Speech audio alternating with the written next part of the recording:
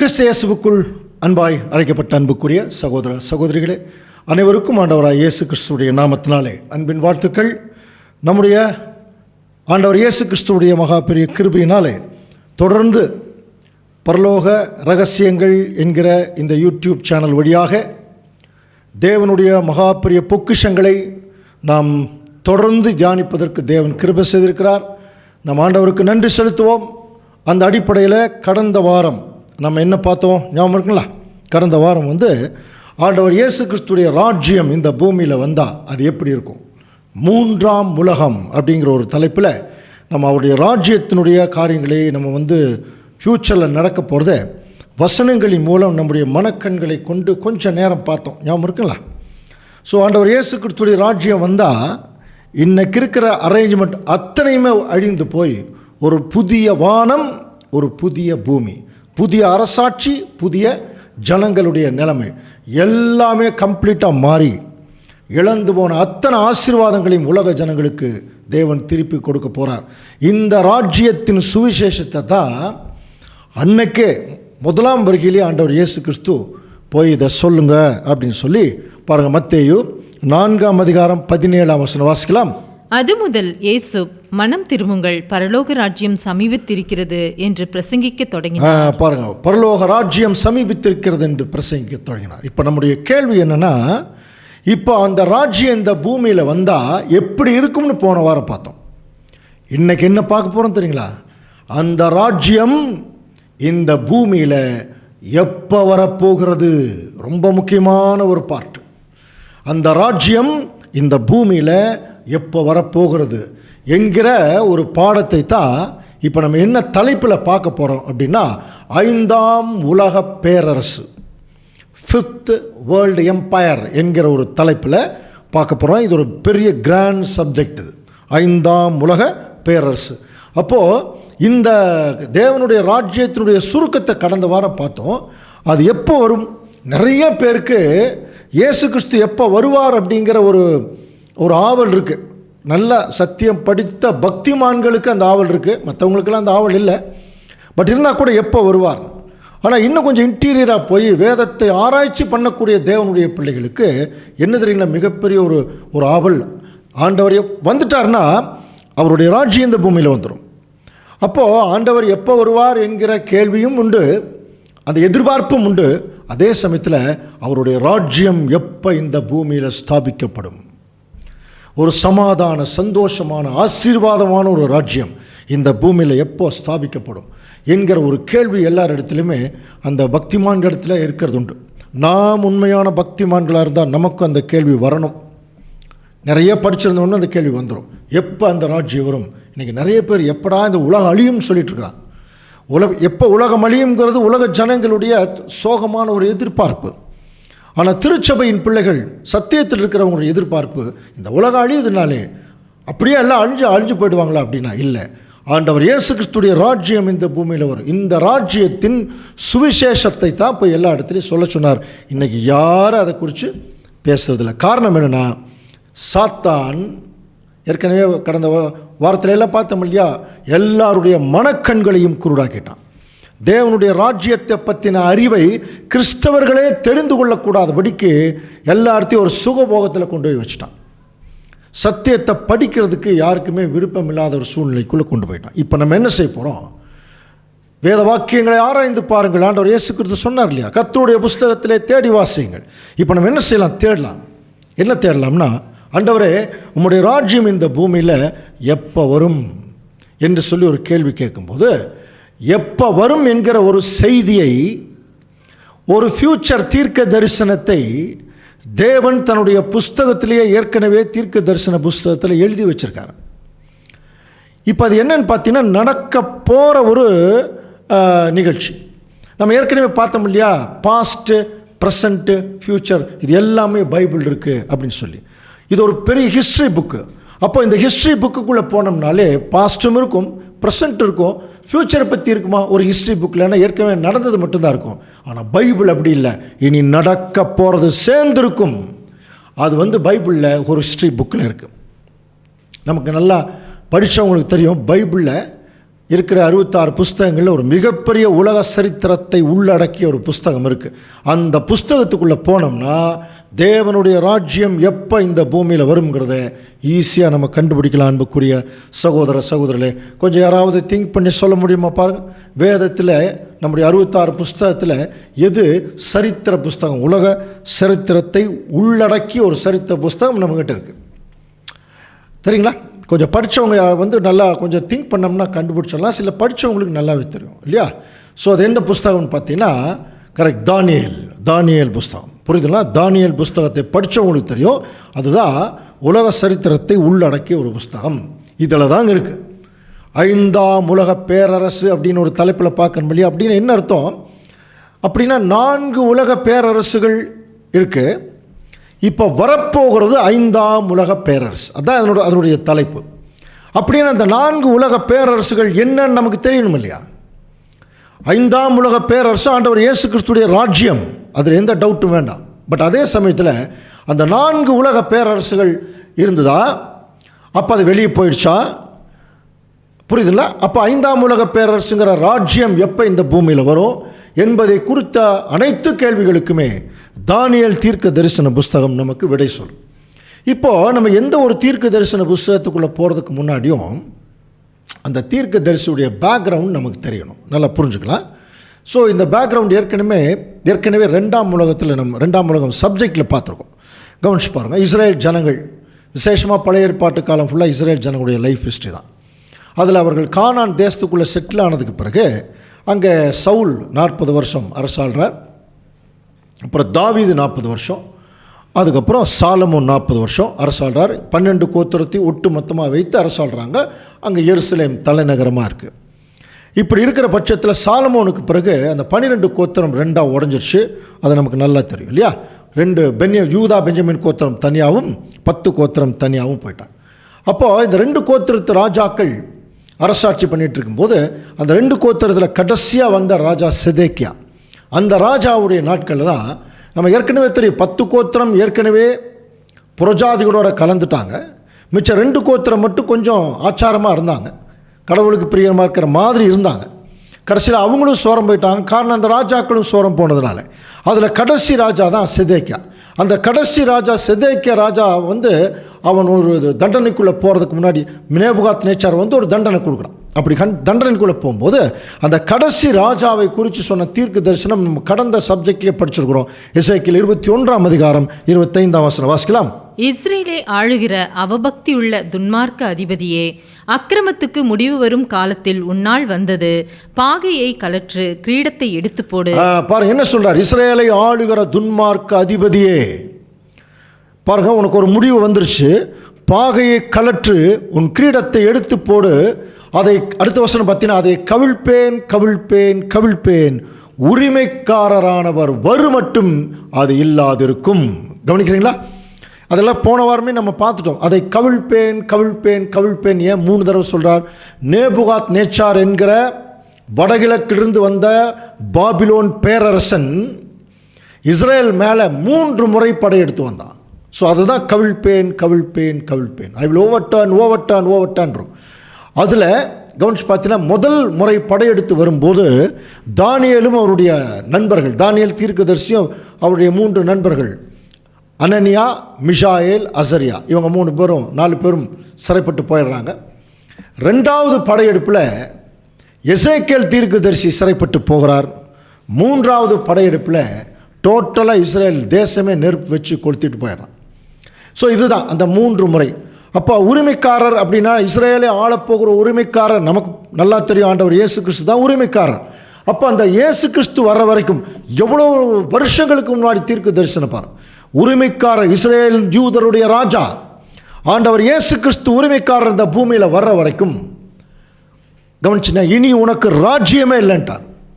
இதில் என்ன ஆச்சரியம்னா, உரிமைக்காரர் ஆண்டவர் இயேசு கிறிஸ்து முதல் வருகையில் வந்தார், அதே இஸ்ரேல் ஜனங்க மத்தியில் தான் வந்தாருங்க. ஆனால் உரிமையோடு வரல இல்லையா? அவர் தலை சாய்க்க இடம் இல்லாமல் இந்த பூமியில் ஒரு சாதாரண மனுஷனாக இந்த பூமியில் வந்துட்டார். உரிமையோடு வரல. அப்போ எப்போ உரிமையோடு வருவார்? அதுதாங்க சப்ஜெக்டு. எப்போ தெரியுங்களா உரிமையோடு வருவார்? எப்போ ராஜாவாக வருவார்னா 2ஆம் வருகையில். கவனிங்க, அது இப்போ நிகழப்போகிற காரியம். அப்போது முதலாம் வருகையில் அவர் வந்து உரிமையோடு வரல. ஆனால் வசனம் என்ன சொல்லுது? உரிமைக்காரர் வரும் வரைக்கும் இனி உனக்கு இந்த ராஜ்ய பாரம் இல்லைன்னு. ஸோ இது எப்போ நடந்ததுன்னு சொல்லி கவனிக்கும் போது, இஸ்ரேல் 2 பிரியுது இல்லையா, 2 கோத்திரம், 10 கோத்திரம். அதில் 10 கோத்திரம் அரசாண்டுட்டு இருந்தபோது 10 கோத்திரத்தில் மேலே வடக்கு இருந்த அசீரிய நாட்டு ராஜா சல்மனாசர் அவன் வந்து அவர்களோட படையெடுத்து வந்து அந்த 10 கோத்திரத்தை தன்னுடைய ஜனங்கள் இடத்துல போய் அவன் புறஜாதிகளோட கலந்துட்டான். மிச்சம் 2 கோத்திரம் இருந்தது. அவர்களும் சோரம் போனதுனால வடகிழக்கிலிருந்து பாபிலோன் ராஜா நேபுகாத் நேச்சார் என்ன செய்கிறார்னா படையெடுத்து வந்து இஸ்ரேல் அந்த தேசத்தில் அந்த எருசலேம் பட்டணம் இருக்கு இல்லையா, அதையெல்லாம் சுட்டரிச்சு சாலமோன் கட்டின தேவாலயம் இருக்குல்ல, அதெல்லாம் பார்த்தீங்கன்னா தங்கத்திலேயே அந்த தேவாலயத்தினுடைய சுவர் அப்படி பாவி விட்டுருந்தாங்க. அதனால் அதெல்லாம் வெட்டுனா ரொம்ப நேரம் ஆகும்னு சொல்லி அந்த தங்கத்தை எல்லாம் நெருப்பு வச்சு கொளுத்தி அத்தனையும் சொத்தையும் எடுத்துகிட்டு அவன் பாபிலோனுக்கு கொண்டு போயிட்டான். ஸோ இப்படியாக இஸ்ரேல் ராஜ்யம் ராஜாவை இழந்து, ராஜ்யத்தை இழந்து புறஜாதிகளுக்குள்ள, அதாவது நேபுகாத் நேச்சாருடைய கவர்மெண்ட்டில் அவங்க சிறைப்பட்டு போனார்கள். கவனிக்கிறீங்களா? அப்படி சிறைப்பட்டு போகும்போது அங்கே இப்போ தானியேல் 1ஆம் அதிகாரம் நீங்கள் வீட்டில் படித்து பாருங்கள். அதில் 2ஆம் வசனம் வாசிக்கலாம். தானியேல் 1ஆம் அதிகாரம் 2ஆம் வசனம். அப்பொழுது ஆண்டவர் யூதாவின் ராஜாவாகிய யோயாக்கீமை தேவனுடைய ஆலயத்தின் பாத்திரங்களில் சிலவற்றையும் அவன் கையில் ஒப்பு கொடுத்தார். அவன் அந்த பாத்திரங்களை சினையர் தேசத்தில் உள்ள தன் தேவனுடைய கோயிலுக்கும் கொண்டு போய் அவைகளை தன் தேவனுடைய பண்டச்சாலைக்குள் வைத்தான். இப்போ பாருங்க, இஸ்ரேலில் கொள்ளையடிச்சிட்டு போன பொருள் எல்லாத்தையும் அவனுடைய கோயிலில் கொண்டு போய், காரணம் என்ன? அங்கே வந்து அந்த எருசலேம் தேவாலயம் முழுவதும் தங்கத்தில் பாவி விடப்பட்டிருந்தது. ஏற்கனவே நமக்கு தெரியும் இல்லையா, சாலமோனுடைய காலம் தான் கோல்டன் ஏஜ்னு சொல்லுவாங்க, பொற்காலம். இப்போ சொல்லிட்டு இருக்கிறாங்க பாருங்க, பொற்கால ஆட்சி பொற்கால ஆட்சி. அதெல்லாம் பொற்காலம் இல்லை. கோல்டன் ஏஜ்னா தங்கம் கொழிச்சிருந்தது. சாலமோன் 700 நாட்டு ராணிகளை கல்யாணம் பண்ணார், 300 மறுமனையாட்டிகள், 700 நாட்டு ராணிகளிட்டிருந்து டௌரி நிறைய தங்கம் வந்துச்சு. நம்ம இந்தியாவோட ரொம்ப கனெக்டாக இருந்தார் பிஸ்னஸில். அதெல்லாம் நமக்கு ஏற்கனவே வேறு சத்தியத்தில் நான் படிச்சுருக்குறோம். அப்போ இந்த தங்கத்தையெல்லாம் வச்சு என்ன செய்கிறாருன்னா, அந்த செங்கல், ஒரு செங்கலுக்கு மேலே செங்கல்லாம் வச்சு கட்டி அப்படியே பாவி விட்டுருந்தாராம். அதனால் அந்த எருசலேம் தேவாலயத்தை நெருப்பு வச்சு கொளுத்தி எடுத்துகிட்டு அவனுடைய பண்டகசாலையில் கொண்டு போய் வச்சுட்டான். இப்போ பாபிலோன் என்று சொன்னாலே நமக்கு என்ன ஞாபகத்துக்கு வரும் தெரியுங்களா? சரித்திரம் படித்தவங்களுக்கு தெரியும். பாபிலோன் வந்து ரொம்ப ஒரு குறிப்பிட்ட விஷயத்துக்கு ரொம்ப ஃபேமஸ் தெரியுங்களா? பாபிலோன், இந்த நேபுகாத் நேச்சார், அது வந்து நம்ம பைபிள் இருக்கிறது மாத்திரமல்ல, உலக சரித்திரத்தில் இருக்குது. இந்த நேபுகாத் நேச்சார் வந்து அவன் ஒரு மிகப்பெரிய பேரரசனாக இருந்திருக்கான்.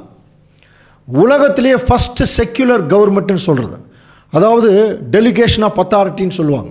அதாவது தங்களுடைய அதிகாரங்களை பிரித்து கொடுத்து சிறிய சிறிய அரசுகளாக பிரித்து கொடுக்குற ஒரு மெத்தடை ஃபஸ்ட்டு அங்கே முதல்ல பாபிலோன் ராஜாவாகிய நேபுகாத் நேச்சார் தான் கொண்டு வந்தான். First secular government. பெரிய ராஜாவாக இருந்தான், சக்கரவர்த்தின்னு சொல்லுவாங்க, ராஜாக்களுக்கெல்லாம் ராஜா. ஸோ இவனுடைய காலத்தில் தான் அந்த பாபிலோன் வந்து ரொம்ப ஃபேமஸ் ஆச்சு நிறைய விஷயங்களுக்கு. அதில் முக்கியமாக கவனித்து பார்த்தீங்கன்னா, பாபிலோனுடைய தொங்கு தோட்டம் ஞாபகம் இருக்குங்களா? ஹேங்கிங் கார்டன்ஸ் ஆஃப் பாபிலோன் அப்படின்னு சொல்லுவாங்க. பழங்கால 7 உலக அதிசயங்களில் ஒன்று தான் இந்த பாபிலோனின் தொங்கு தோட்டம் என்று சொல்கிறது. ஸோ இந்த தொங்கு தோட்டம்னா எல்லாம் என்ன நினச்சிட்டு இருக்கிறாங்க, அப்படியே தோட்டம் தொங்கிட்டு இருக்கும் போல் இருக்குது அப்படின்னு. அப்படி அல்ல. இந்த பாபிலோன் ராஜா அவனும் நிறைய ராணிகள் எல்லாம் கல்யாணம் பண்ணும்போது சில சரித்திரங்கள் சொல்லுவாங்க. பெனோஷியா தேசம் நல்லா சொல்லுவாங்க, அந்த தேசத்து ராணி அவன் கல்யாணம் பண்ணிட்டு வரான். அப்படி வரும்போது அந்த ராஜ அரண்மனையில் ஏறி உட்கார்ந்து தன்னுடைய அப்பா இருக்கக்கூடிய, அவங்க அப்பா அரண்மனை இருக்கக்கூடிய தூரம் இருக்கக்கூடிய அந்த தேசத்தை அந்த அம்மா பார்க்குறதுக்கு மாடியில் ஏறி போய் பார்த்துச்சான். தன்னுடைய அப்பா நினப்பு வந்தோடனே இந்த ராணி அம்மா மேலே போய் மாடியில் ஏறி போய் பார்க்கும்போது தான் அப்பா இருந்த திசையில் ஒரு பெரிய மலை வந்து மறைச்சிட்டு இருந்துதான். கவனிக்கிறீங்களா? மறைச்சிட்டு இருந்ததுனால இந்த அம்மா வந்து ரொம்ப சோகமாகி உடனே பாபிலோன் ராஜாவாகிய நேபுகாத் நேச்சார்ட்ட சொல்லும்போது, நேபுகாத் நேச்சார் சொன்னானா, சரி நீ ஒன்றும் கவலைப்படாதம்மா, இந்த மலையை விட பெரிய ஒரு பில்டிங் நான் கட்டுறேன் உனக்காகவே, அங்கே போய் உட்காந்துட்டு உங்கள் அப்பா வீட்டையே நீ பார்த்துட்ரு அப்படின்னு சொல்லி கட்ட ஆரம்பித்து அதிசயமாக கட்டப்பட்டது தான் இந்த ஹேங்கிங் கார்டன்ஸ் ஆஃப் பாபிலோன், பாபிலோனின் தொங்கு தோட்டம்.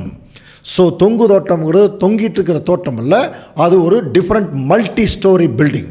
இன்றைக்கி எப்படி பயங்கரமாக அடுக்கு மாடி கட்டடங்கள் கட்டுறாங்க இல்லையா, இன்றைக்கி பிரம்மாண்டமாக பார்க்குறாங்க. ஒரு காலத்தில் மெட்ராஸில் இருக்கிற எல்ஐசி பில்டிங்கை பிரம்மாண்டமாக பார்த்தாங்க, அவ்வளோ பிரம்மாண்டமாக இருக்குன்னு. ஆனால் இன்றைக்கெல்லாம் கட்டிடங்கள் டெக்னாலஜியெல்லாம் மிகப்பெரிய அளவுக்கு வளர்ந்துருச்சு. இவைகளெல்லாம் வளருவதற்கு முன்பாகவே யோசனை பண்ணி பாருங்க, ஒரு மலையை விட பெரிய பில்டிங் கட்டுறாங்கன்னா அப்போ மேலே மாடி கட்டும் பொழுது மேலேயே நிறைய மரங்கள் வைத்து, நிறைய செடி கொடிகள் வைத்து, அதற்கு ஆக்சிஜன் அந்த கிடைக்கிறதுக்கு அதுக்கு தேவையான அந்த கார்பன் டை ஆக்சைடு கிடைக்கிறக்கூடிய சூழ்நிலைகள் வச்சு, அதுக்கு நிறைய ஹோல்ஸ், ஓட்டைகள் எல்லாம் அமைத்து அப்படியே மேலே மேலே மேலே மேலே பில்டிங் கட்டிட்டு போனாங்க. ஏன்னா இப்போ நமக்கு நிறைய இடங்களில் சொல்லுவாங்க இல்லையா, அரண்மனையுடைய அந்தப்புறம்னு. அந்த அரண்மனையுடைய அந்த ராணிகள் எல்லாம் இருக்கக்கூடிய இடம் சுற்றிலும் பார்த்தீங்கன்னா ரொம்ப ஒரு பூங்கா மாதிரி இருக்குது. அப்போது மாடியிலேயே பூங்கா அமைச்சு அப்படியே மேலே கட்டிட்டு போனாங்க. இதை பேஸ் பண்ணி தான் அன்புக்குரிய சகோதர சகோதரி இன்றைக்கும் பார்த்தீங்கன்னா 5 ஸ்டார் 7 ஸ்டார் ஹோட்டலாம் டாப்பில் பார்த்தீங்கன்னா ரூஃப் கார்டன் ரெஸ்டாரண்ட்டுன்னு வச்சுருக்காங்க. இதெல்லாம் அன்னைக்கு இருந்த மெத்தட் இது.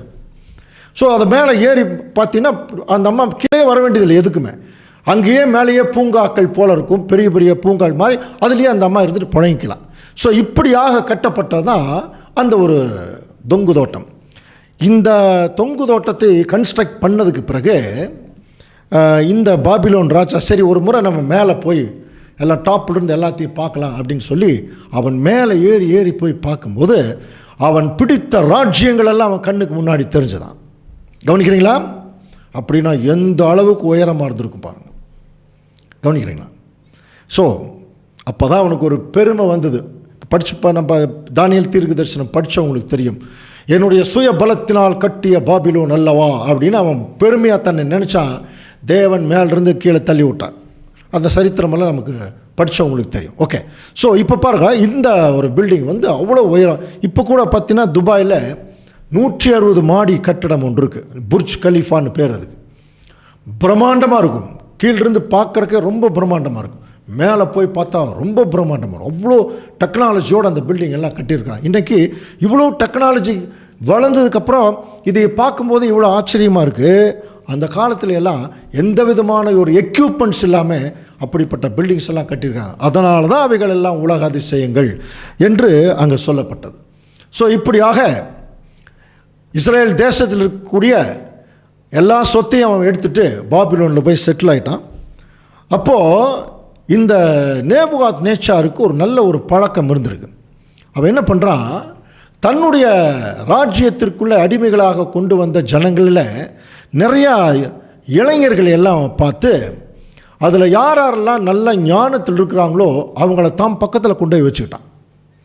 இந்த மாதிரி எந்த ராஜாவும் செய்ய மாட்டாங்க. பாருங்கள், தானியேல் 1:3 அப்பொழுது இஸ்ரேல் புத்திரருக்குள்ளே ராஜ குலத்தார்களிலும் துரை மக்களிலும் யாதொரு மாசும் இல்லாதவர்களும், பாருங்கள், அழகானவர்களும் சகல ஞானத்திலும் தேறினவர்களும் அறிவில் சிறந்தவர்களும் கல்வியில் நிபுணரும் ராஜாவின் அரண்மனையிலே சேவிக்க திறமையுள்ளவர்களுமாகிய சில வாலிபரை கொண்டு வரவும். எங்கிருந்து? யூத வாலிபர்கள். அவங்களெல்லாம் பிடிச்சிட்டு வாங்க, நம்ம இதில் வந்து அவங்களுடைய திறமைகளை நம்ம நாட்டுக்கு பயன்படுத்தலாம் அப்படின்னா எவ்வளோ கொஞ்சம் அறிவுள்ள ராஜா பாருங்கள். அதனால தான் அமெரிக்காவை சொல்லுவாங்க. அமெரிக்கா வந்து சுதந்திரம் அடைந்த உடனே அமெரிக்காவுடைய ஃபஸ்ட்டு பிரசிடெண்ட்டு என்ன அறிக்கை விட்டார்னா, எல்லா உலக நாடுகளிலிருந்தும் எங்கள் நாட்டுக்கு வாங்க, அமெரிக்காவுக்கு வாங்க. இன்றைக்கி அமெரிக்கா ஏன் இவ்வளோ டெவலப் ஆகிருக்குங்கிறதுக்கு அது ஒரு காரணமாக சொல்லுவான். எங்கள் நாட்டுக்கு வாங்க, வந்து எங்கள் நாட்டை நீங்கள் முன்னேற்றுங்கன்னு சொல்லி முதல் முறையாக அமெரிக்க அதிபரை வந்து அங்கே அறிக்கிட்டார். அதில் தான் நிறைய பேர் வந்து அந்த நாட்டை முன்னேற்றினாங்கன்னு சொல்லுவாங்க. அந்த மாதிரி தான் இப்போ இங்கே அந்த நேபுகாத் நேச்சார் பாருங்கள், அந்த யூத வாலிபர்களை அவன் கூட்டிகிட்டு வந்து இப்போ பாருங்கள், அதில் முக்கியமாக தானியேல் 1:17 வாசிக்கலாம்.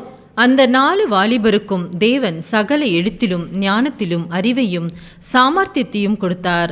தானியேலை சகல தரிசனங்களையும் சொப்பனங்களையும் அறியத்தக்க அறிவுள்ளவனாக்கினார். பாருங்க, இந்த வசனங்கள் எல்லாம் கொஞ்சம் கவனிக்கும் போது இந்த சம்பவங்கள் எல்லாமே கவனிச்சு பார்த்தீங்கன்னா ஏற்கனவே தேவனால் நிர்ணயிக்கப்பட்ட சம்பவங்கள் மாதிரியே இருக்கும். நீங்கள் நல்லா கவனிங்க, ரொம்ப இன்ட்ரெஸ்டிங்கான ஒரு விஷயம். இதில் அந்த வசனம் எப்படி இன்ட்ரடியூஸ் பண்ணுறாரு பாரு. 4 வாலிபர் அந்த 4 வாலிபருக்கும் சகல எழுத்திலும் ஞானத்திலும் அறிவிலும் சாமர்த்தியத்தை கொடுத்தார். அதில் விசேஷமாக தானியேலுக்கு சகல தரிசனங்களையும் சொப்பனங்களையும் அறியத்தக்க அறிவுள்ளவனாக்கினார். அப்போ ஏதோ ஒரு பர்பஸ்க்கு இவங்க அடிமைகளாக அங்கே போனாங்க. அங்கே இப்போ அங்கே ராஜ அரண்மனையில் இங்கே ஒரு ஸ்பெஷல் ட்ரீட்மெண்ட்லாம் அங்கே இருக்கான். இதெல்லாம் கூட நம்ம ஏற்கனவே அந்த முதல் அதிகாரத்திலே படிக்கலாம். அவர்கள் எவ்வளவு தானியேலெல்லாம் தேவனுக்கு எவ்வளோ ஒரு வைராக்கியமாக இருந்தார். அவங்களுடைய சாப்பாடு கொடுக்கும்போது அவர் என்ன சொல்லிட்டார், உங்கள் சாப்பாடெல்லாம் எங்களுக்கு வேண்டான்னு சொல்லிட்டார். எங்களுடைய சாப்பாடே எங்களுக்கு போதும், தேவன் எங்களை பார்த்துக்குவார் அப்படிங்கிற ஒரு நிலைமைக்கு இப்படி போய் அவங்க செட்டில் ஆகிட்டு இருக்கும்போது இப்படியாக நேபுகாத் நேச்சார் நிறைய ராஜ்யங்களை பிடிச்சிட்டு வரார். அதே சமயத்தில் இஸ்ரேலையும் பிடிச்சிட்டு வந்து அவர் செட்டில் ஆகி ரொம்ப கம்ஃபர்டபுளாக தன்னுடைய ராஜ்யத்தில் ராஜ்யபாரம் பண்ணி கொண்டிருக்கும் பொழுது ஒரு முக்கியமான ஒரு நிகழ்ச்சி ஒன்று நடக்குது. அன்புக்குரிய சகோதர சகோதரி, என்ன நடக்குது வாசிக்கலாம். தானியேல் 2ஆம் அதிகாரம் 1ஆம் வசனம் வாசிக்கலாம். நேபுகாத் நேச்சர் ராஜ்யம் பாரம் பண்ணும் 2ஆம் வருஷத்திலே நேபுகாத் நேச்சர் சொப்பனங்களை கண்டான். அதனாலே அவனுடைய ஆவி கலங்கி அவனுடைய நித்திரை கலைந்தது. பாருங்க என்ன நடக்குது. நேபுகாத் நேச்சார் ராஜ்யபாரம் பண்ணும்போது 2ஆம் வருஷத்தில் திடீர்னு ஒரு நாள் ஒரு சொப்பனத்தை பார்க்குறாராம். அதை பார்த்தோன்னே பயந்துட்டார். ஏதோ ஒரு கனவு, நம்ம கூட நைட் டைமில் சில நேரத்தில் அப்படி சில மாதிரி கனவு வரும், பயந்து எந்திரிச்சிருவோம்.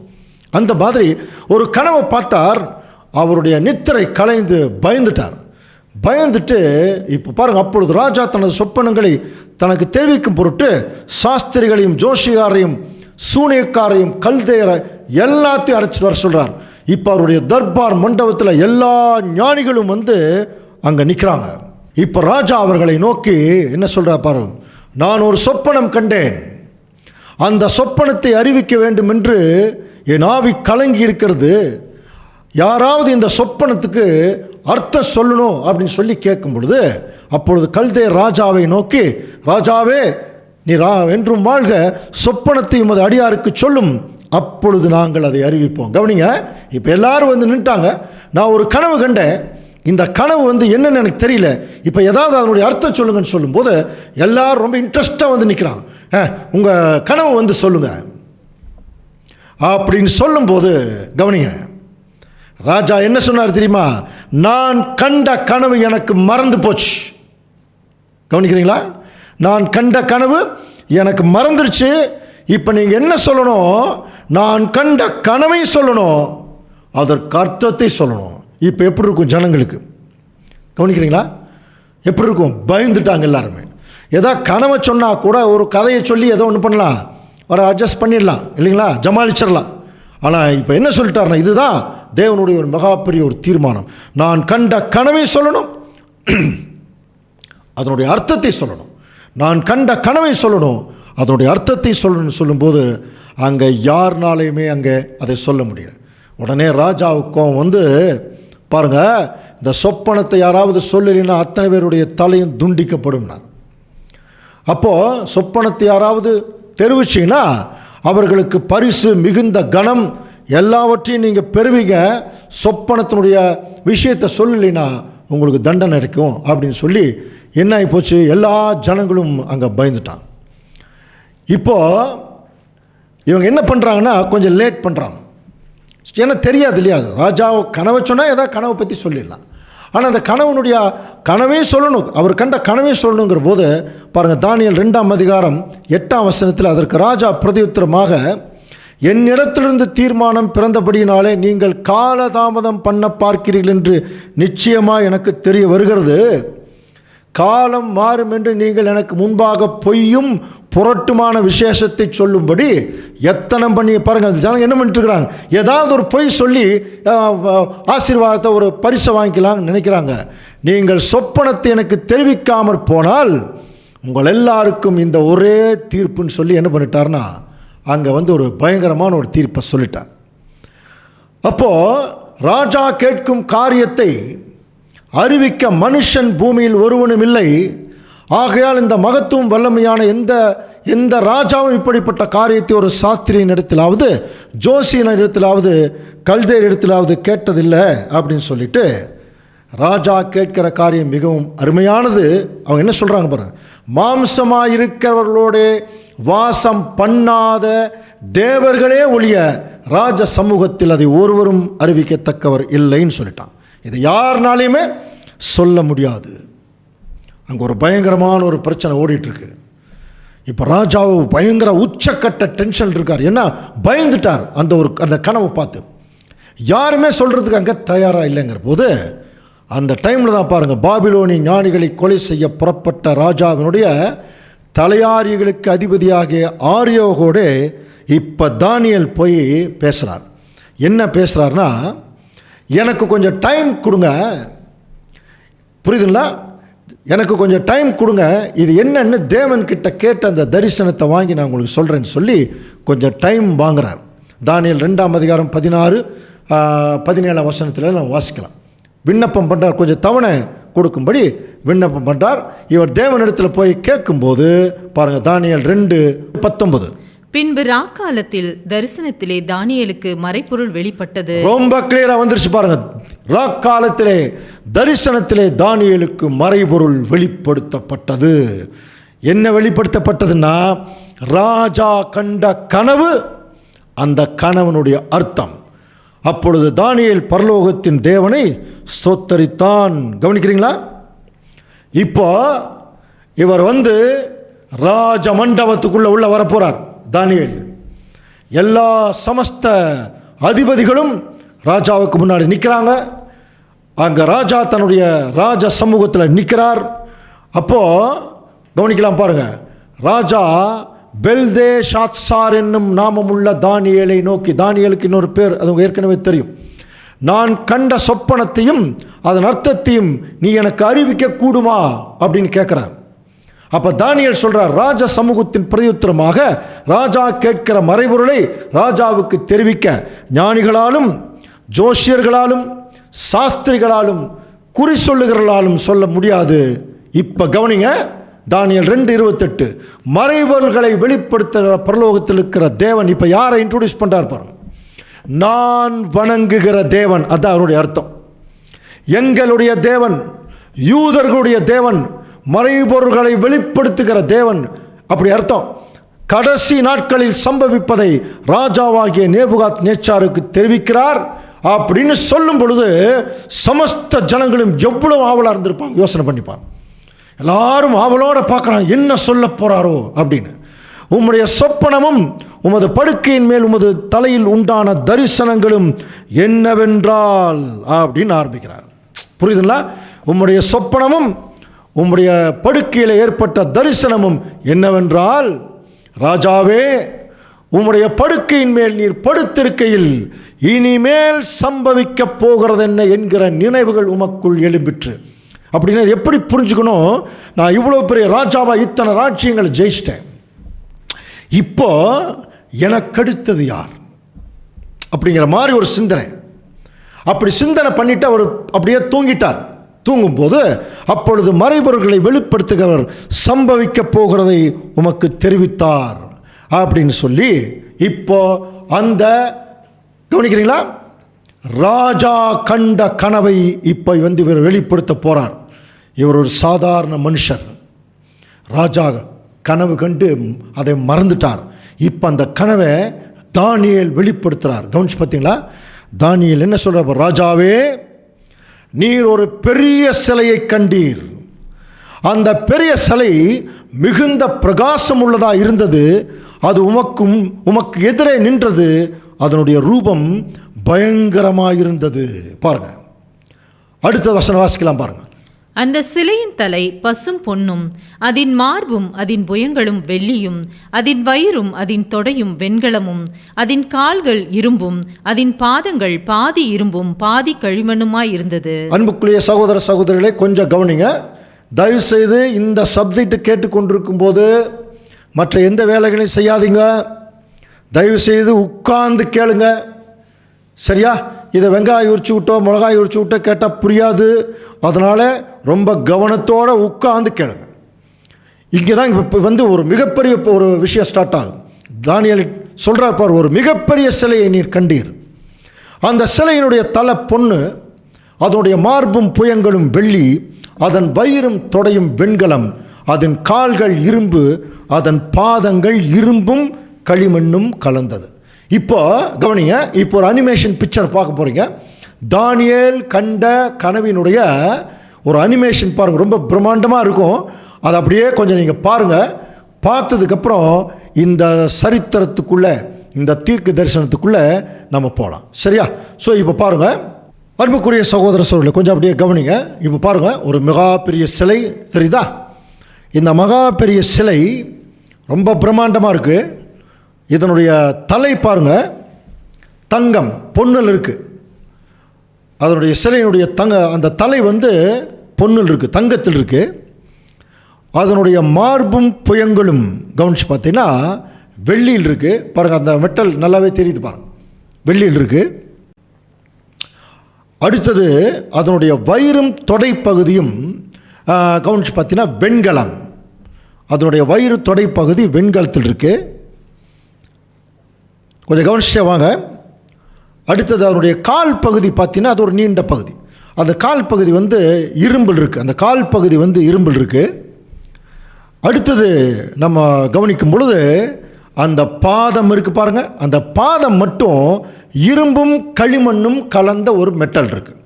இரும்பும் களிமண்ணும் கலந்த மாதிரி இருக்குது அந்த பாதம். அதை பார்க்கும்போது நமக்கு தெரியும்.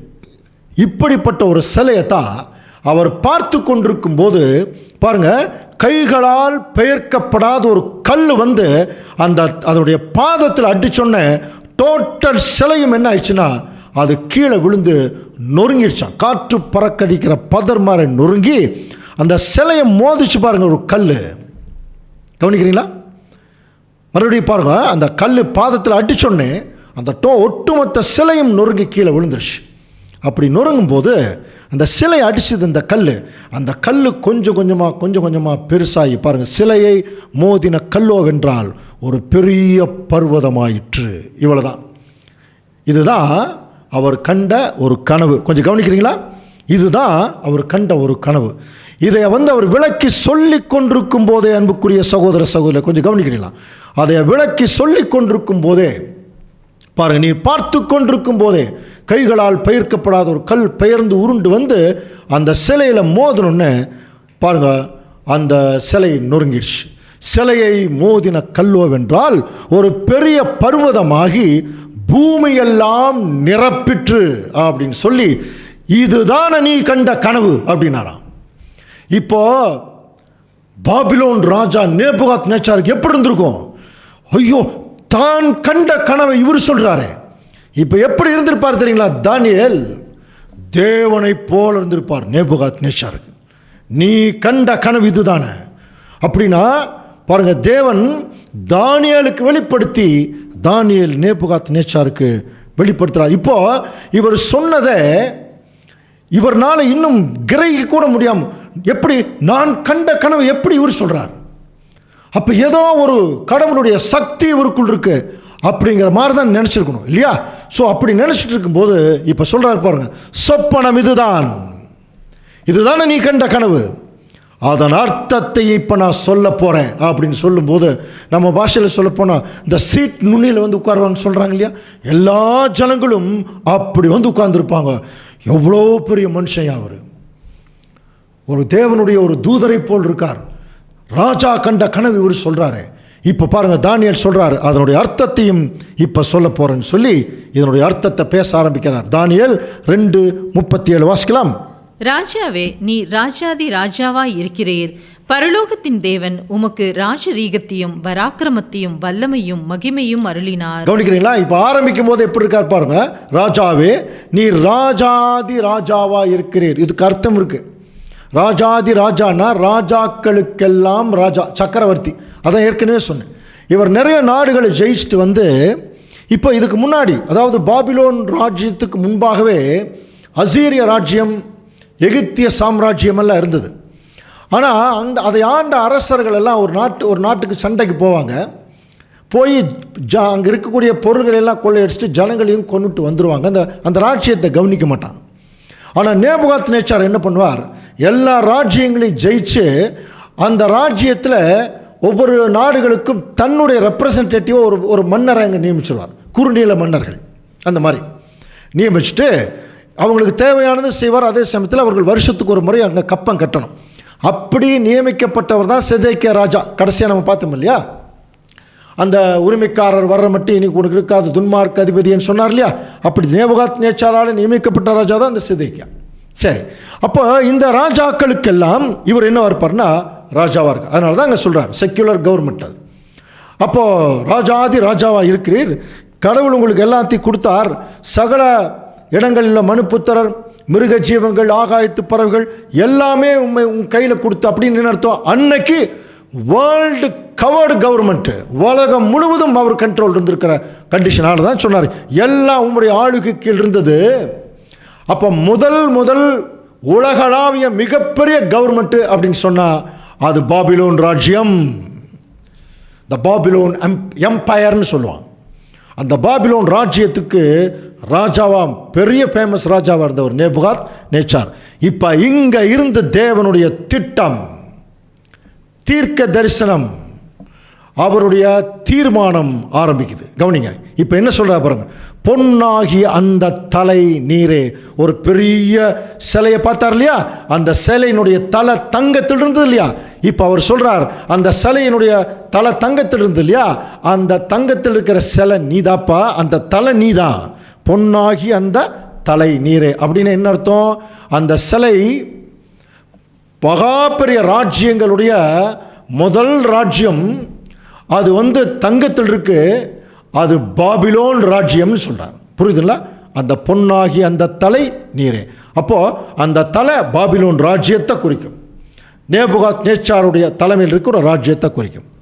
இதைத்தான் அவர் ஆரம்பிக்கிறார். அடுத்தது பாருங்கள், தலைக்கு அப்புறம் என்ன வரும், மார்பு பயங்கள் தானே. இதை பிடிச்சி பேசுகிறா பாருங்க, தானியேல் 2:39. உமக்கு பிறகு உமக்கு கீழ்த்தரமான வேறொரு ராஜ்யம் தோன்றும். கவனிச்ச அந்த ஒவ்வொரு வார்த்தைகளுமே நமக்கு ரொம்ப முக்கிய அன்புக்குரிய சகோதர சகோதரி. உமக்கு பிறகு உமக்கு கீழ்த்தரமான வேறொரு ராஜ்யம் தோன்றும்னார். அப்படின்னு என்ன அர்த்தம், உங்களை மாதிரி ரொம்ப பெரிய அளவில் இல்லாமல் இருந்தாலும் உங்களை விட கொஞ்சம் கீழே, அதிகாரத்தில் எல்லா வகையிலையும் கொஞ்சம் கீழே தான் இருப்பாங்க, அப்படி ஒரு வேறொரு ராஜ்யம் தோன்றும்னார். இப்போ இந்த ஒரு தீர்க்க தரிசனத்தில் தானியேலுக்கு வெளிப்படுத்தினது அவர் நேபுகாத்நேச்சாருக்கு சொல்லும்போது பொன்னாகி அந்த தலை நீரேன்னு சொல்லிட்டார். அப்போ நமக்கு நல்லாவே தெரியுது அது பாபிலோன் கவர்மெண்ட்டுன்னு. ஆனால் அடுத்தது பார்த்தீங்கன்னா உமக்கு கீழ்த்தரமான வேறொரு ராஜ்யம் தோன்றும்னு தான் பைபிளில் தானியேலில் சொல்லப்பட்டிருக்கோம் இல்லையா, அது எந்த ராஜ்யம்னு பைபிளில் நமக்கு இல்லை. இப்போ நம்ம என்ன செய்யணும், எங்கே போய் தெரிஞ்சுக்கிறது, ரொம்ப சிம்பிள். அப்படியே நம்ம ஏற்கனவே பார்த்தோம் இல்லையா, நம்ம தானியேல் தீர்க்க தரிசனமே உலக சரித்திரத்தை உள்ளடக்கிய புஸ்தகம். இதை வேர்ல்டு ஹிஸ்ட்ரியில் போய் பார்த்தீங்கனாலே ஈஸியாக கண்டுபிடிச்சிடலாம், கனெக்ட் ஆகும். அப்படியே பைபிளுடைய தீர்க்க தரிசனம் கனெக்ட் ஆகும். அது பார்த்தீங்கன்னா கவனிக்கிறீங்களா, இந்த பாபிலோன் ராஜ்யத்துக்கு பிறகு இந்த பாபிலோன் ராஜ்யத்தை ஜெயிக்கிறதுக்கு 2 ராஜாக்கள் அவங்க பிளான் பண்ணி வந்தாங்க. அது யாருன்னா மேதோ பெர்ஷிய ராஜாக்கள். கவனிக்கிறீங்களா, மேதிய ராஜாவும் பெர்ஷிய ராஜாவும். மேதிய ராஜா அதில் ரொம்ப தலை சிறந்த ராஜா தரியு அப்படின்ட்டு முன்னாடி ஒருத்தர் வந்தார். பெர்ஷியாவில் இருந்தவர் கோரேஸ். இந்த 2 ராஜாக்களும் தான் பாபிலோனை ஜெயிக்கிறதுக்கு ஒரு பக்கா பிளானிங்கோடு ஜெயித்தாங்க. அது தனியாக வேற ஒரு நாள் சப்ஜெக்டில் பார்க்கலாம். ரொம்ப இன்டலெக்சுவல் ஒரு அப்ரோச்சில் ஜெயித்தாங்க இந்த பாபிலோனை யாருனாலுமே ஜெயிக்க முடியாது, அப்படி இருந்தாங்க. Well secured country. அப்படி இருந்த ஒரு ராஜ்யத்தை ரொம்ப சிம்பிளாக ஐடியா பண்ணி ஜெயித்தாங்க.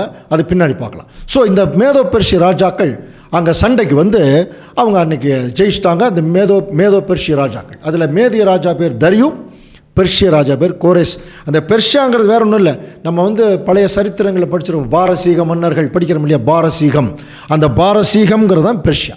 ஸோ இந்த 2 ராஜாக்கள் தான் சண்டைக்கு வந்தாங்க. அதுதான் அந்த உமக்கு கீழ்த்தரமான.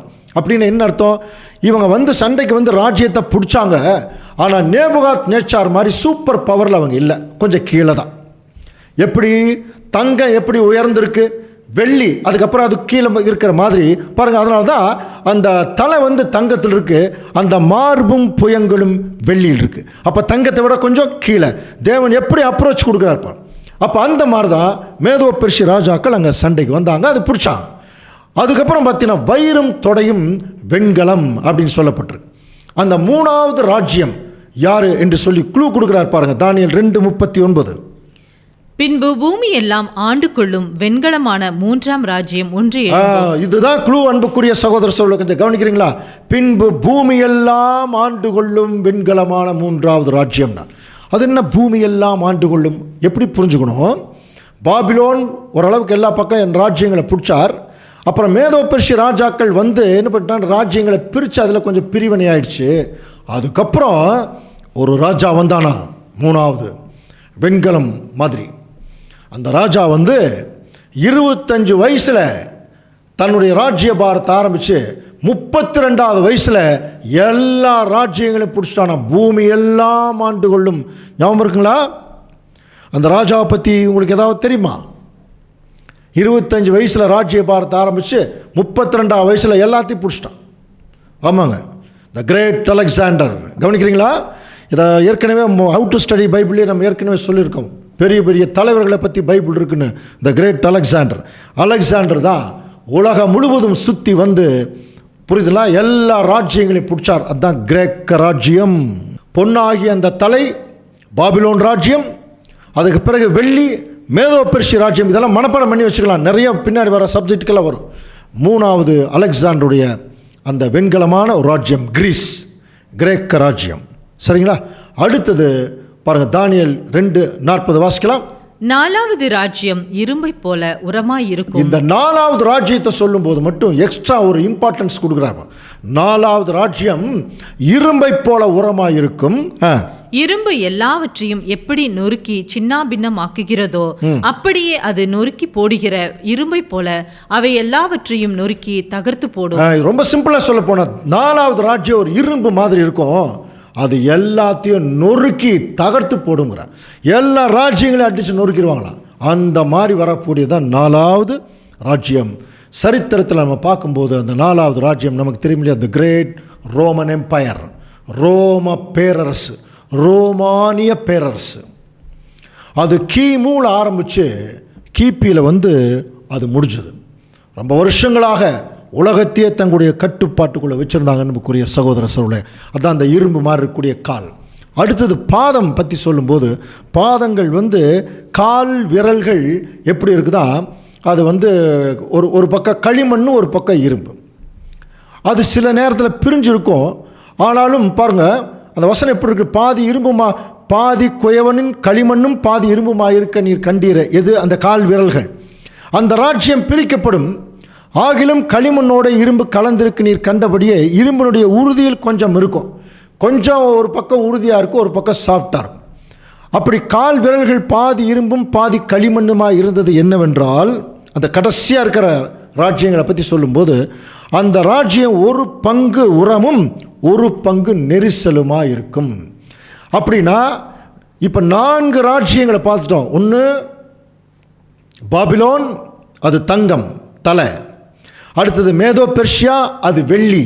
கவனிக்கிறீங்களா? அது மேதோ பெர்ஷியா வெள்ளி. 3வது கிரேக்க ராஜ்யம், அது வெண்கலம் அலெக்சாண்டர். 4வது ரோம பேரரசு, அது இரும்பு, அது கால் பகுதி. இப்போ பாத பகுதியை பற்றி சொல்லும்போது, அந்த கால் விரல்கள் வந்து விரல்கள் எவ்வளோ இருக்கும் காலில்? 10. ஞாபகத்தில் வச்சுங்க, இதெல்லாம் தான் பைபிளில் இருக்கக்கூடிய ஒரு விஷயம். அப்போ அந்த 10 விரல்கள் கடைசியாக இருக்கக்கூடிய பகுதி 10 விரல் இருக்கும் இல்லையா? இந்த 10 விரல்கள் வந்து ஒரு பங்கு, ஒரு 10 விரல்னா 10 வகையான நாடுகள், ராஜ்யங்கள் அர்த்தம். அது கடைசியாக இருக்கிறது. அந்த காலுடைய முன்பகுதி இருக்கு பாருங்க, 10 விரல். அந்த 10 விரல் தான் கவனிச்சு பார்த்தீங்கன்னா அந்த ஒரு 10 ராஜ்யங்களா. இதை பற்றி சொல்லும்போது தானியேல் 2:43 வாசிக்கலாம். நீர் இரும்பை களிமண்ணோடே கலந்ததாக கண்டீரே. அவர்கள் மற்ற மனுஷரோடே சம்பந்தம் கலப்பார்கள். ஆகிலும் இதோ களிமண்ணோடே இரும்பு கலவாதது போல அவர்கள் ஒருவரோடு ஒருவர் ஒட்டி கொள்ளாதிருப்பார்கள். இந்த வசனங்களை கொஞ்சம் கவனிக்கும் போது அன்புக்குரிய சகோதர சொல்லி, இந்த பாதத்தில் பார்த்தீங்கன்னா தலையிலிருந்து வந்துட்டோம். பாதத்தில் 2 பகுதி இருக்குது. ஒன்று முன்னங்கால் 10 விரல், பின்னங்கால் குதிங்கால். இப்போ இந்த 2 பகுதியை பற்றி தான் இங்கே பேசிகிட்டு இருக்கார். முன்னங்கால் வந்து 10 விரல் இருக்கிறது ரோம ராஜ்யத்துக்கு பிறகு வரக்கூடிய ஒரு 10 ராஜ்யம் வரும். அது என்னங்கிறது பார்க்கலாம்.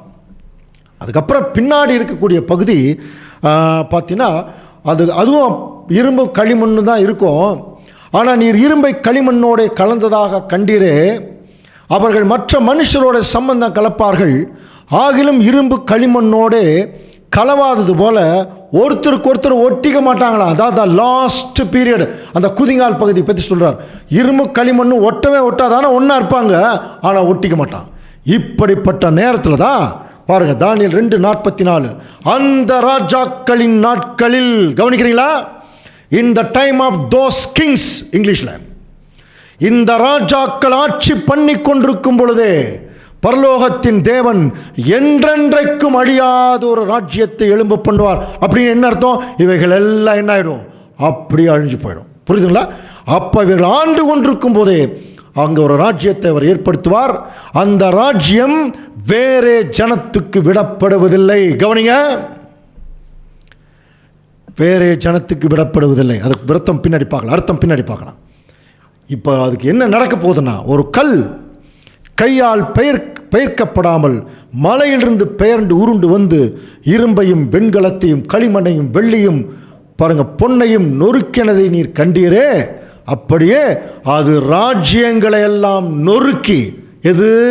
அந்த கல் எல்லா ராஜ்யங்களையும் நொறுக்கி நிர்மூலமாக்கி தானோ என்றென்றைக்கும் நிலைத்து நிற்கும். கவனிக்கலையா? தானோ என்றென்றைக்கும் நிலைத்து நிற்கும் அர்த்தத்தை சொல்லிட்டார். அப்படி சொல்லிட்டு இனிமேல் சம்பவிக்க போகிறதை மகாதேவன் ராஜாவுக்கு தெரிவித்திருக்கிறார். சொப்பனமானது நிச்சயம், அதன் அர்த்தம் சத்தியம்னு முடிச்சார். இப்போ தானியேலை எப்படி பார்த்துருப்பாங்க அந்த ஜனங்கள், இல்லையா? இப்போ தேவன் தானியேலுக்கு வெளிப்படுத்திட்டார். இதெல்லாம் பார்த்தீங்கன்னா ஏற்கனவே சொன்னேன் இல்லையா, தேவனால் ஏற்கனவே நிர்ணயிக்கப்பட்ட சம்பவங்கள் மாதிரி இருக்கு. பாருங்க, நேபுகாத்நேச்சார் ஒரு கனவு காணணும், அதை அவர் மறக்கணும். அதை அவர் மறந்தது இப்போ யாருக்கு வெளிப்படுத்தப்படணும்? தானியேலுக்கு வெளிப்படுத்தப்படணும். தானியேல் அதை சொல்லிட்டார். இப்போ சொன்னதுக்கப்புறம் நடந்த நிகழ்ச்சிகள் நீங்கள் படித்து பார்த்துங்க. தானியேலுக்கு ஒரு மிகப்பெரிய ஒரு நிலைமைக்குள்ளே போகிறதுல நமக்கு நல்லா தெரியும். ஆனால் அன்புக்குரிய சகோதர சூழலை இப்போ நம்ம இன்னும் இந்த சப்ஜெக்ட் இன்னும் முடியல, கிளைமேக்ஸ்க்கே இன்னும் நம்ம வரல. அப்போ கவனிக்கும் போது இப்போ தானியேல் இப்போ நேபுகாத்நேச்சாருக்கு விளக்கி சொல்லிட்டான். இப்போ தானியேலுக்கு என்ன ஒரு எதிர்பார்ப்புன்னா, கனவை விளக்கி சொல்லிட்டோம், ஆனால் அதனுடைய ஒரிஜினல் பொருள் நமக்கு இன்னும் சரியாக தெரியலையே என்று சொல்லி தானியேல் தேவனிடத்தில் எதிர்பார்த்து நிற்கிறார்.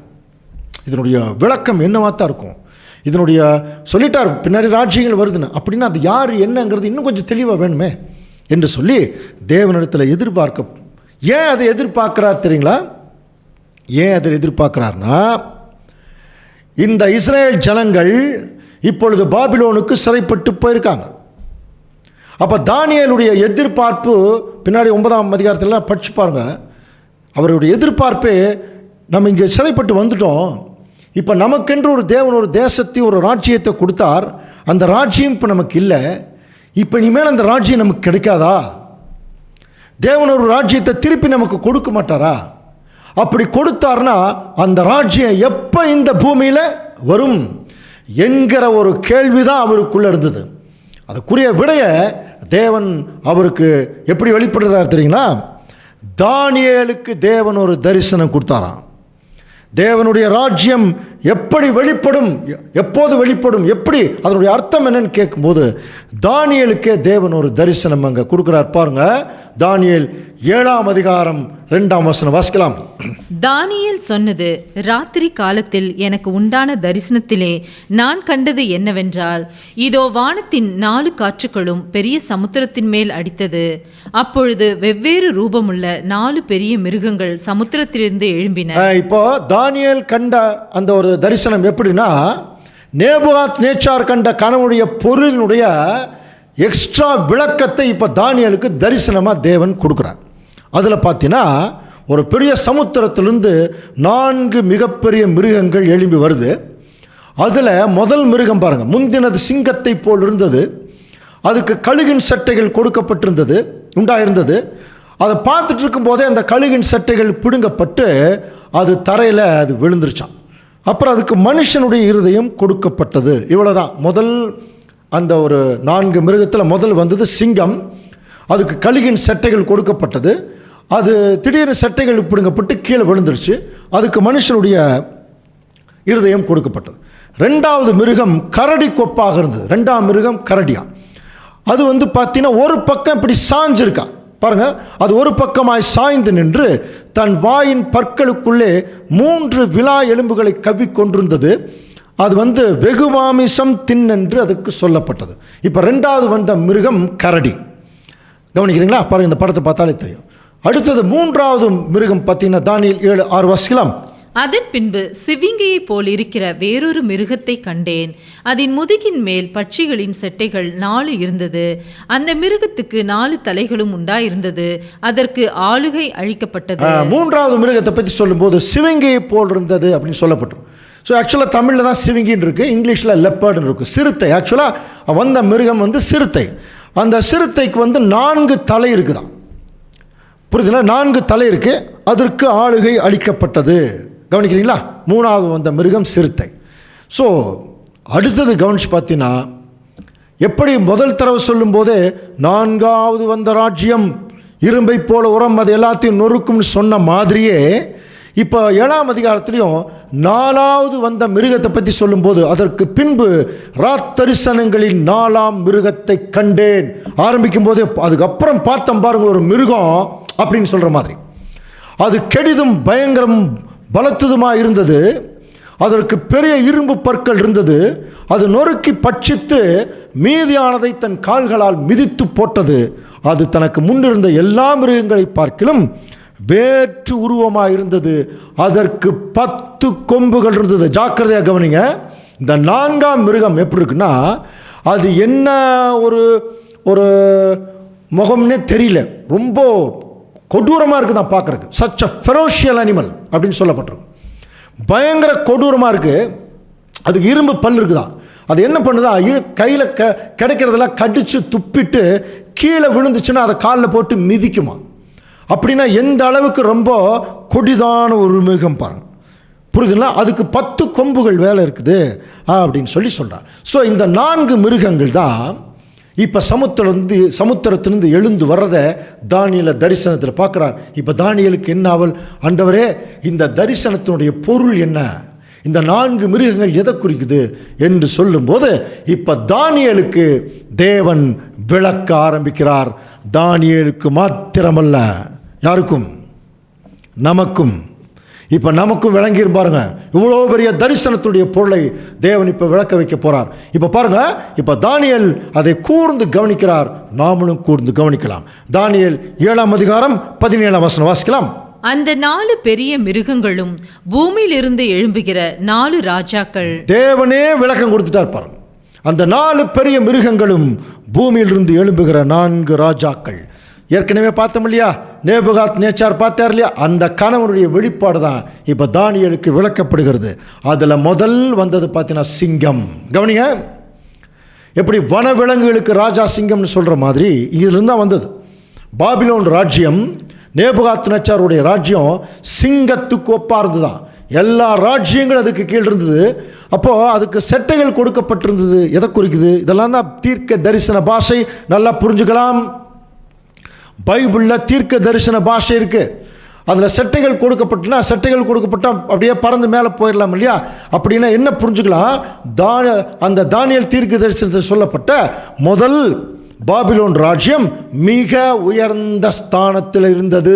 அதுதான் அதனுடைய அர்த்தம். அதான் செட்டைகள் கொடுக்கப்பட்டது.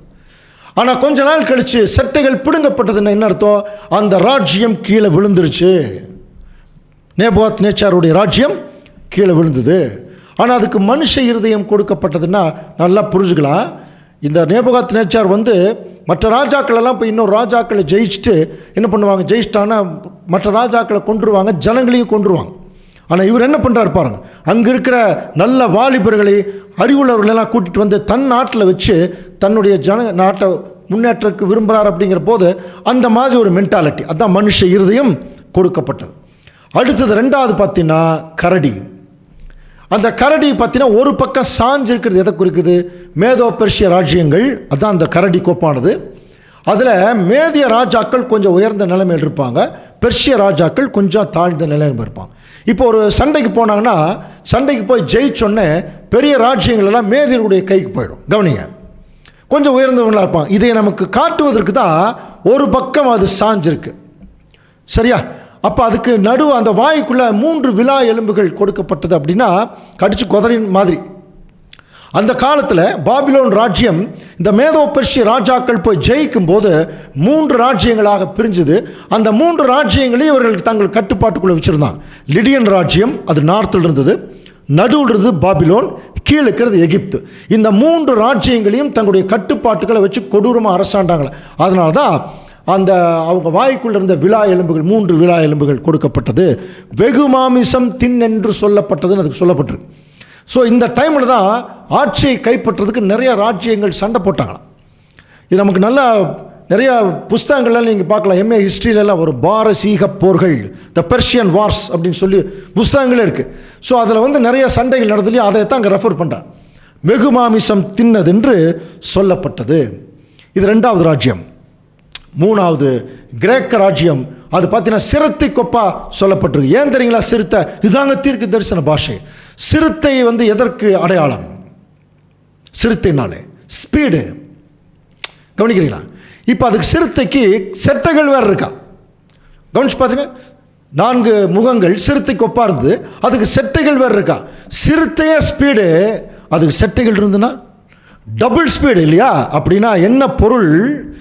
3வது ராஜ்யம் எப்படி டபுள் ஸ்பீடு மாதிரி வெகு சீக்கிரத்தில் உலகம் முழுவதையும் ஆண்டு கொண்டது. அலெக்சாண்டர் 7 வருஷத்துக்குள்ள டோட்டல் உலகத்தையே தன்னுடைய கட்டுப்பாட்டுக்குள்ளே கொண்டு வந்துட்டார். அதனால தான் தீர்க்க தரிசன பாஷையில் 3வது ராஜ்யத்தை எதற்குப்பிட்டு சொல்லப்பட்டிருக்குன்னா சிறுத்தை கொப்பிட்டு. கவனிக்கிறீங்களா? இதெல்லாம் தாங்க தீர்க்க தரிசன பாஷை. நிறைய பேருக்கு இது தெரியாது. இதெல்லாம் எந்த பைபிள் காலேஜ்லையும் சொல்லி கொடுக்கறது இல்லை. இதை தேவன் வெளிப்படுத்தணும். அன்புக்குரிய சகோதர சகோதரர்களே, கொஞ்சம் கவனிங்க. அடுத்தது பார்த்தீங்கன்னா இந்த சிறுத்தைக்கு 4 தலை இருந்தது இல்லையா? இது எதை குறிக்குதுன்னா அலெக்சாண்டர் அலெக்சாண்டருக்கு பிறகு அவர் சின்ன வயசுலேயே இறந்துட்டார். நிறையா இன்ட்ரெஸ்டிங் சரித்திரமெல்லாம் இருக்குது. அப்படி இருக்கும்போது அவருடைய 4 படை தளபதிகள் அந்த ராஜ்யத்தை பிரிச்சுக்கிட்டாங்க. அதுதான் 4 தலை.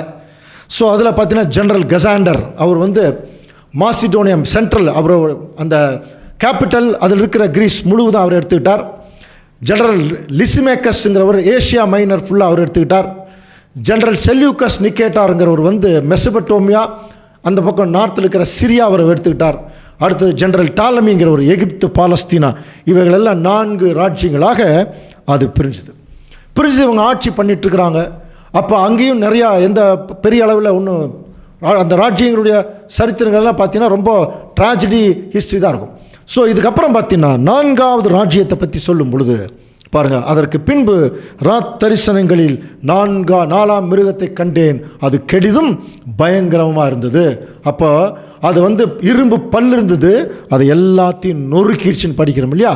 அந்த 4வது ராஜ்யம்தான் த கிரேட் ரோமன் எம்பையர், ரோம பேரரசு. கவனிக்கிறீங்களா?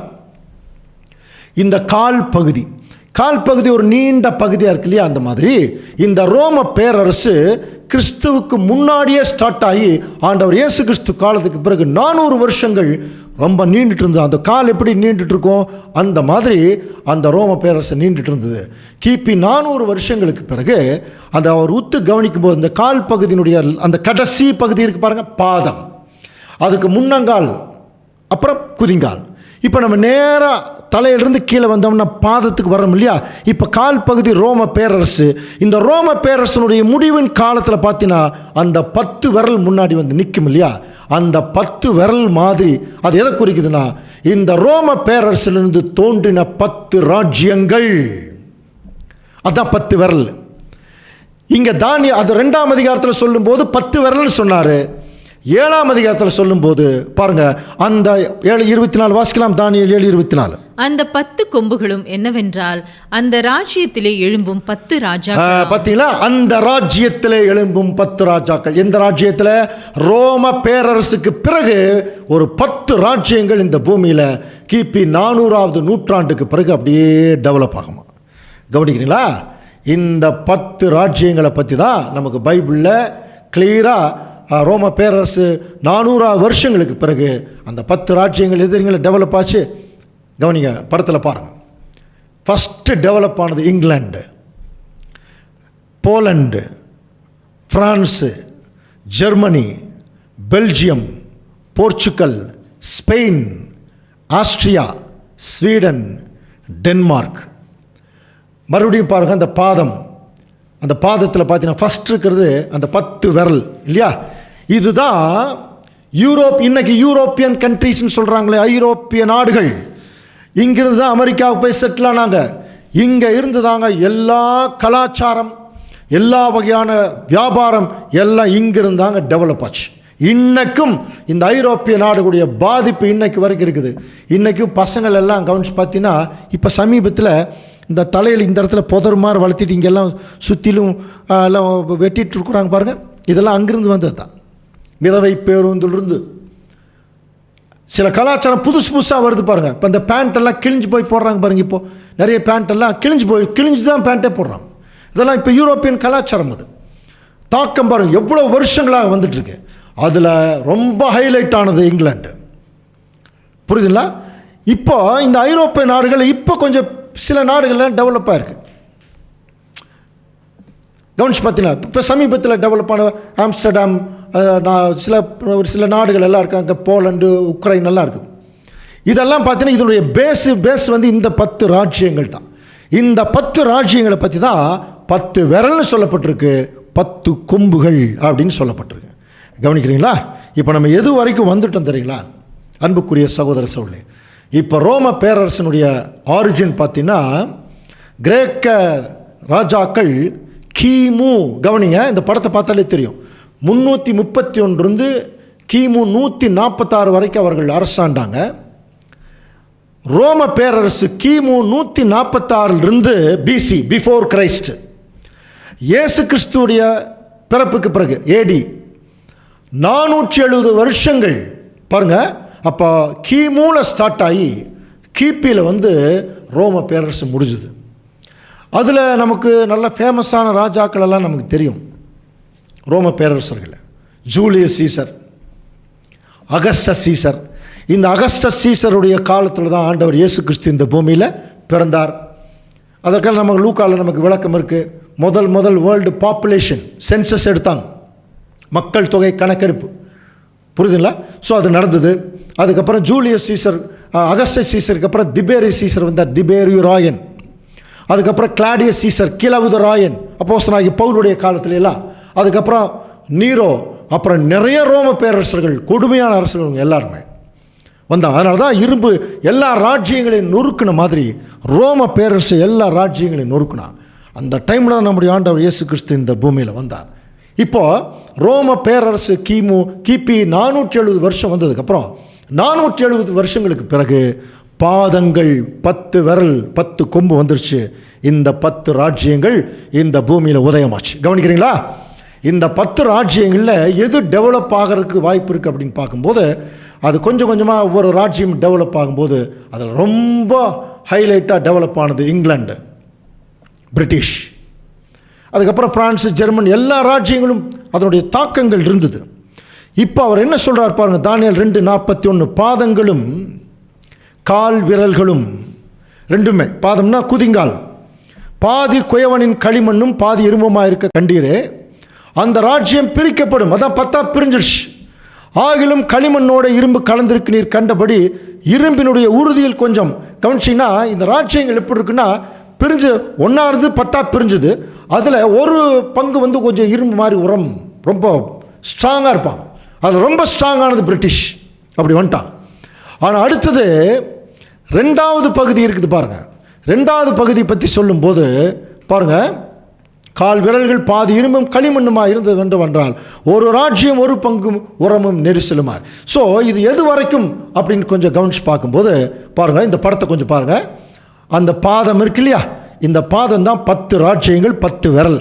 இந்த 10 ராஜ்யங்களுடைய தாக்கம், அதில் விசேஷமாக அதிகமாக பிரிட்டிஷனுடைய தாக்கம், இங்கிலாந்துடைய தாக்கம் எது வரைக்கும் இருந்துச்சுன்னா 1945 வருஷம் வரைக்கும். இப்போ நம்ம எது வரைக்கும் வந்துட்டு இருந்தீங்களா, பாபிலோனில் ஆரம்பித்து 1945 வந்துட்டோம். இப்போ நம்ம 2024 இருக்கிறோம்.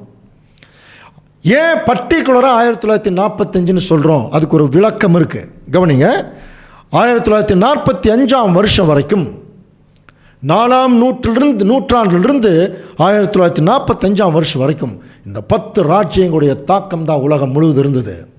அதுக்கப்புறம் பார்த்தீங்கன்னா 1945 வருஷம் கவனிச்சு பாருங்கள், அது வரைக்கும் இந்த 10 ராஜ்யங்களில் எது ரொம்ப முதன்மையாக இருந்ததுன்னா பிரிட்டிஷ் தான். இப்போ நமக்கு நல்லாவே தெரியும், கடந்த நூற்றாண்டுகள்லாம் பிரிட்டிஷ் தான் உலகம் முழுவதும் ஆட்சி பண்ணாங்க, நம்ம இந்தியா உள்பட.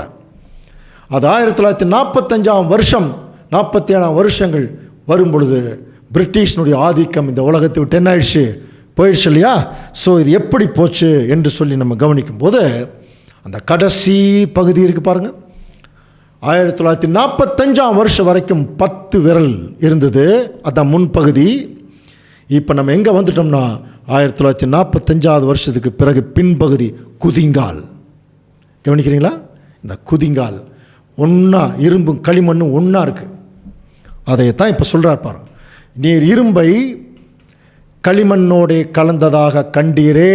பாருங்க, தானியேல் 2:43 வாசிக்கலாம். நீர் இரும்பை களிமண்ணோடே கலந்ததாக கண்டீரே, அவர்கள் மற்ற மனுஷரோடே சம்பந்தம் கலப்பார்கள். அந்த லாஸ்ட் கவனிச்சு பார்த்தீங்கன்னா அந்த குதிங்கால் பகுதி, இப்போ நாம இருக்கக்கூடிய பகுதி, நாம் வாழக்கூடிய பகுதி. கவனிக்கிறீங்களா? இந்த குதிங்கால் பகுதி. இங்க இரும்பு மாறி இருக்கிற ராஜ்யமும் களிமண் மாறி இருக்கிற ராஜ்யமும் ஒன்றா இருக்கிறாங்களாம். கவனிக்கிறீங்களா?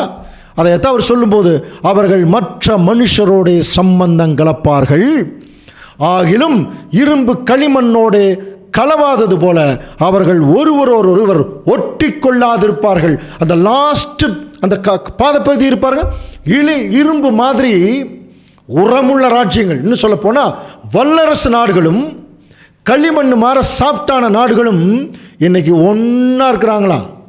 ஒரு இடத்துல சம்பந்தம் கலந்துருக்கிறாங்களா? கவனிங்க, ஒரு இடத்துல சம்பந்தம் கலந்துருக்கிறாங்க. ஆனால் இரும்பு களிமண்ணோட ஒட்டுமா? ஒட்டாது. அந்த மாதிரி ஒட்டிக்க மாட்டாங்களாம்.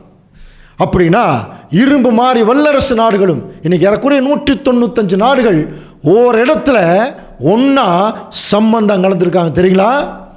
அதில் இரும்பு மாற நாடுகள் இருக்காங்க, களிமண் மாற நாடுகள் இருக்காங்க. கவனிக்கிறீங்களா? ஸோ எங்கே தெரியுமா? யாராவது இருந்தால் சொல்லுங்கள் பார்க்கலாம். ஒரு இடத்துல கலந்துருக்காங்க, சம்பந்தம் கலந்துருக்காங்க. 1945 வருஷத்துக்கு பிறகு கலந்தாங்களாம். அது வரைக்கும் 10 ராஜ்யங்களுடைய ஆதிக்கத்தான் இருந்தது, அதில் பிரிட்டிஷனுடைய ஆதிக்கம் அதிகமாக இருந்தது. இப்போ 1945 வருஷம் என்ன நடந்ததுன்னா, எல்லா நாடுகளும் ஒரு இடத்துல கலந்தாங்க. அந்த கலந்திருக்கிற நாடுகளுக்கு தான் என்ன பேர் வச்சாங்க தெரியுங்களா? United Nations organisation, UNO. இங்கே தாங்க எல்லாரும் சம்பந்தம் கலந்துருக்காங்க. ஐக்கிய நாடுகள் சபை, புரியுதுங்களா? யுனைடெட் நேஷன்ஸ் ஆர்கனைசேஷன் முதல் முறையாக உலகத்திலேயே 1945 வருஷம் ஆரம்பிக்கப்பட்டது. ஏன் இது ஆரம்பிக்கப்பட்டது அப்படின்னா, இந்த உலகம் பிரிட்டிஷனுடைய கண்ட்ரோலில் இருக்கும் பொழுது நிறைய பிரச்சனைகள் இந்த உலகத்தினுடைய நாடுகளில் ஸ்டார்ட் ஆகும்போது முதல் உலக மகா யுத்தம் ஆரம்பிச்சது. 1914 ஆரம்பித்து 19வது வருஷம் முடிஞ்சுது. இந்த படம் பார்த்திங்கன்னா இது ஒரிஜினல் பிக்சர், இது மூவிங் பிக்சர். முதல் உலக யுத்தம் ஆரம்பிக்கும் போது வீரர்கள் எல்லாம் போய் சண்டை போட்டிருக்காங்க பாருங்க. அதில் லட்சக்கணக்கான பேர் செத்து போனாங்க. அதில் லட்சக்கணக்கான பேர் செத்து போனதுனால ஒரு சில உலக தலைவர்கள் பயந்து போய் இனிமேல் நம்ம சண்டையை போடக்கூடாது, நமக்குள்ள ஒரு கூட்டமைப்பை ஏற்படுத்தணும்னு சொல்லி ஒரு நேச நாடுகளின் கூட்டமைப்புன்னு சொல்லி பாருங்கள், ஜெனீவாவில், சுவிட்சர்லாண்டு நாடு இருக்குது பாருங்கள். சுவிட்சர்லாண்டில் இப்போ தான் உதயமானது.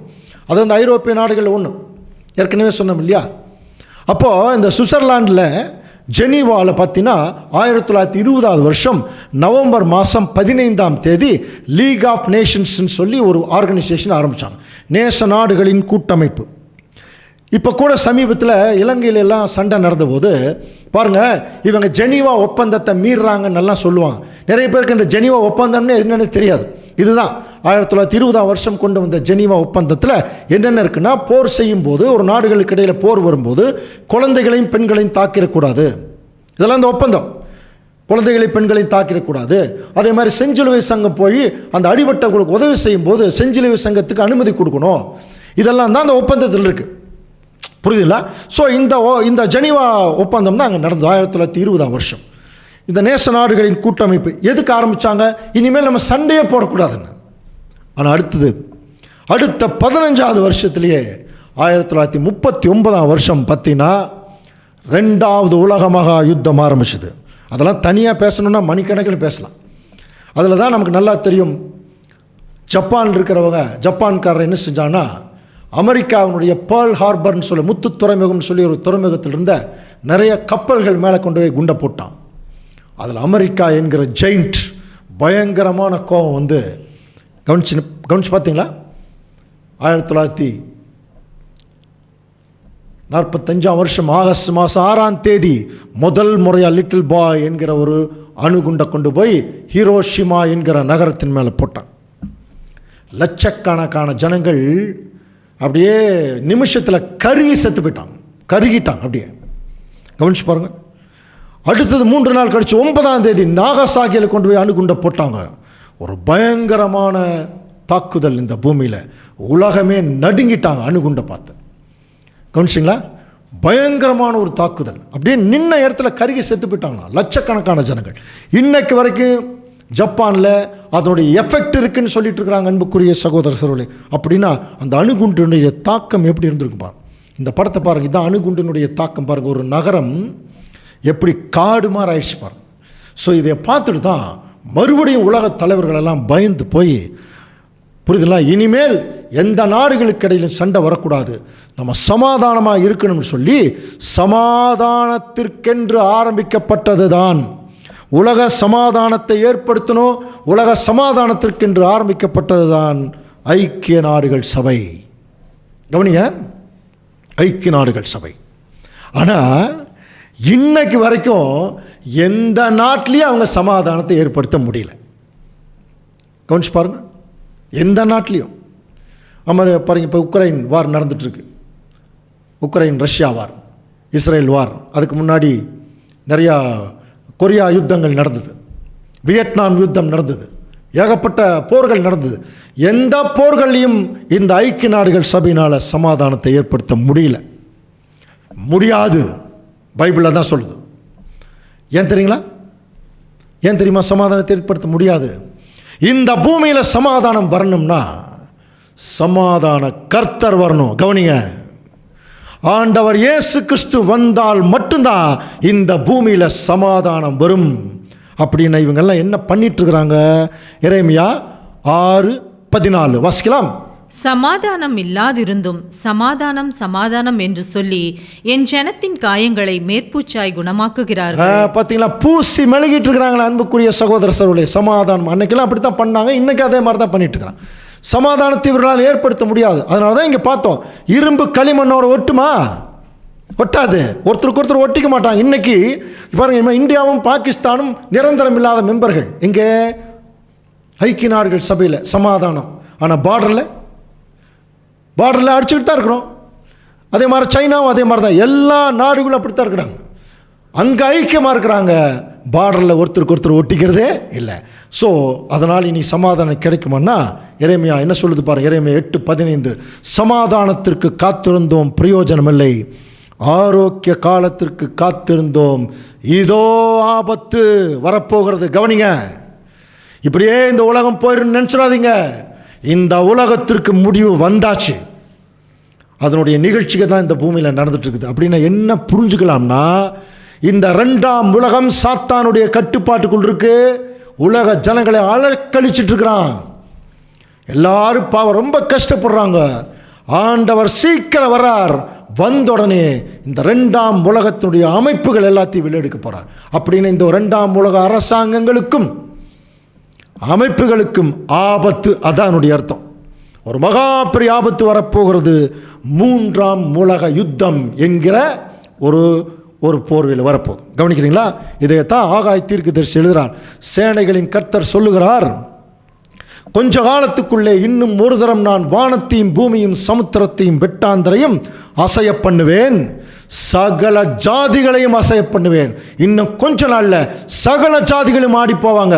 அதனுடைய ஒரு ட்ரெய்லர் தான் கொரோனா. கவனிங்க, சகல ஜாதிகளும் ஆடி போனாங்களா? தேவன் இண்டிகேட் பண்ணுறார்.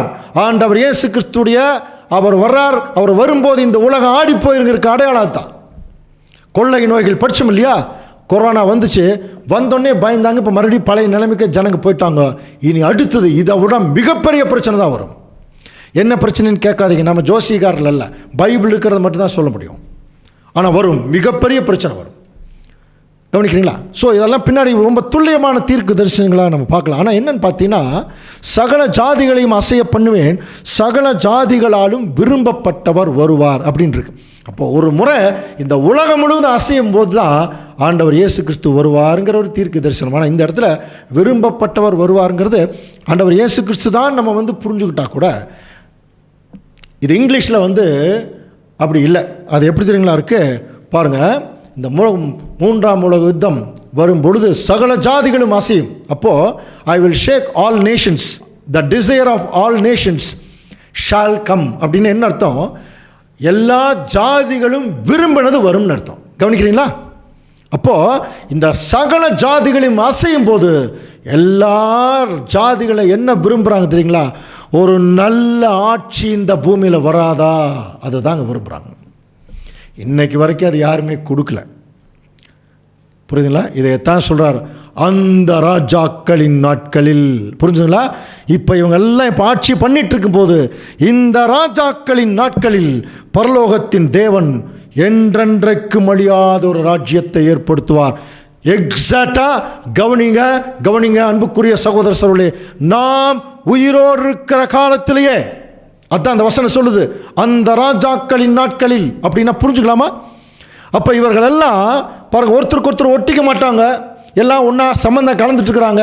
இவங்க சமாதானத்தை ஏற்படுத்த முடியாது, கிறிஸ்து தான் சமாதானத்தை ஏற்படுத்தணும். அப்போ இயேசு கிறிஸ்து வர்றது யாருமே விரும்புறதில்லை, கிறிஸ்து வரணும்னு யாரும் விரும்புறதில்லை, ஒரு நல்ல ஆட்சி வரட்டும்னு விரும்புகிறாங்க. அப்போது அசையும் போது அந்த நல்ல ஆட்சியை இறக்குவார். இதைத்தான் அங்கே வசனத்தில் பாருங்கள், அந்த ராஜாக்களின் நாட்களில் பரலோகத்தின் தேவன் என்றென்றைக்கும் அழியாத ஒரு ராஜ்யத்தை எழும்ப பண்ணுவார். அந்த ராஜ்யம் வேறே ஜனத்திற்கு விடப்படுவதில்லை. புரிஞ்சுதுங்களா? இப்போ அமெரிக்காவில் எலெக்ஷன் வரப்போகுது. குடியரசுக் கட்சி, ஜனநாயக கட்சி ரெண்டு பேரும் பயங்கரமாக என்ன பண்ணிட்டு இருக்காங்க, அங்கே பிரச்சாரம் பண்ணிட்டு இருக்கிறாங்க. ஜோ பைடன் ஒரு பக்கம் பிரச்சாரம், இன்னொரு பக்கம் ட்ரம்ப் பிரச்சாரம். அவர் என்ன சொல்ல வர்றாருன்னா, இனி இந்த ராஜ்யம் குடியரசுக் கட்சிக்கும் போகாது, ஜனநாயக கட்சிக்கும் போகாது. அதுதான் என்னுடைய அர்த்தம். நம்ம ஊரில் எத்தனை கட்சிகள் இருக்குது நீங்களே முடிவு பண்ணிக்கங்க. எந்த கட்சிக்கும் இந்த ராஜ்யம் இனி போகாது. அந்த ராஜ்யம் இனி வேறு ஜனத்திற்கு விடப்படுவதில்லை. ஒரு கையால் பாருங்க, ஒரு கல் கையால் பெயர்க்கப்படாமல் மலையிலிருந்து பெயர்ந்து உருண்டு வந்து இப்போ என்ன பண்ணுதுன்னா, அடிச்சொன்ன அது காற்று பறக்கடிக்கிற பதர் மாதிரி போயிடுச்சு பாருங்க எல்லா ராஜ்யமும். இன்னைக்கு போக வேண்டியது ஒன்று தான், ஐக்கிய நாடுகள் சபை இன்னும் கொஞ்ச நாள் ஒட்டஞ்சு நொறுங்கிடும். ஒரு கல் அடிக்கும், அந்த கல் அடித்தோன்னே இவர்கள் எல்லாம் நொறுங்கிடும். நொறுங்கும் போது அந்த கல் இருக்குது பாருங்கள், அடித்த கல் அது அப்படியே பெருசாகி ஒரு பெரிய மலையாக நிற்குமா. அந்த மலை தாங்க தேவனுடைய ராஜ்யம், மூன்றாவது உலகம். அப்படின்னா இப்போ நம்ம என்ன கண்டுபிடிக்கணும்னா, அது என்ன பிரதர் கல் அடிக்குது? வாசிக்கலாமா? ஏசாயா 28ஆம் அதிகாரம் 16ஆம் வசனம். ஆதலால் கர்த்தராகிய ஆண்டவர் உரைக்கிறதாவது, இதோ அஸ்திபாரமாக ஒரு கல்லை நான் சியோனிலே வைக்கிறேன், அது பரீட்சிக்கப்பட்டதும் வெளியேற பெற்றதும் திட அஸ்திபாரம் உள்ளதுமான மூளைக்கல்லாய் இருக்கும், விசுவாசிக்கிறவன் பதறான். இந்த தீர்க்க தரிசனத்தை உற்று நோக்குகிறவர்களுக்கு நல்லா தெரியும் இந்த கல் யாருன்னு. இதோ சியோனிலே அஸ்திபாரமாகி ஒரு கல்லை வைக்கிறேன், அது மூளைக்கல். இதை நீங்கள் உண்மையாக விசுவாசிச்சிங்கன்னா பதற மாட்டீங்கிறார். விசுவாசிக்கிறவன் பதறான். யாருங்க அந்த மூளைக்கல்? 1 பேதுரு 2ஆம் அதிகாரம் 7ஆம் வசனம் வாசிக்கலாம். ஆகையால் விசுவாசிக்கிற உங்களுக்கு அது வெளியேற பெற்றதும். எப்படி கனெக்ட் பண்றாரு? விசுவாசிக்கிறவன் பதறான். அந்த கல் யாருன்னா, அது ஆண்டவர் இயேசு கிறிஸ்துடைய 2ஆம் வருகை. அவர் தான் பாருங்க.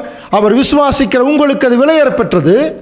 கீழ்ப்படியாமல் இருக்கிறவர்களுக்கோ வீட்டை கட்டுகிறவர்களால் தள்ளப்பட்ட பிரதான மூளைக்கல்லாகிய அந்த கல் இடதற்கு ஏதுவான கல்லும் விழுதற்கு ஏதுவான கண்மலையும். பாருங்க, அந்த கல் அதுதாங்க அந்த மூளைக்கல்.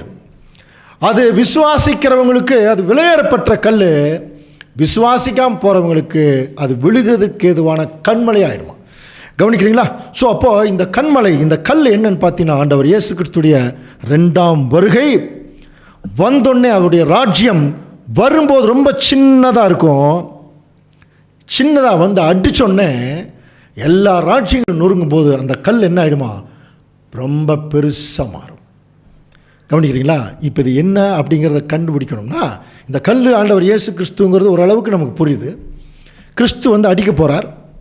அப்புறம் அந்த கல் ரொம்ப பெருசாக மாறுதுன்னு அதுக்கு என்ன அர்த்தம்? அதுக்கு அர்த்தம் கண்டுபிடிக்கணும்னா, இப்போ ஆண்டவர் இயேசு கிறிஸ்துடைய 2ஆம் வருகையில் என்ன நடக்க போகிறது என்பதை நம்ம இதே தானியேல் தீர்க்க தரிசனத்தில் வாசிக்கலாம். பாருங்கள், தானியேல் 7:13 வாசிக்கலாம். ரா தரிசனங்களில் நான் பார்த்து கொண்டிருக்கையில் இதோ மனுஷகுமாரனுடைய சாயலான ஒருவர் வானத்து மேகங்களுடனே வந்தார். பாருங்க, மனுஷகுமாரனுடைய, இது ஆண்டவர் இயேசு கிறிஸ்துடைய 2ஆம் வருகை பற்றி சொல்லப்பட்ட தீர்க்க தரிசனம். வானத்து மேகங்களுடனே வரார்.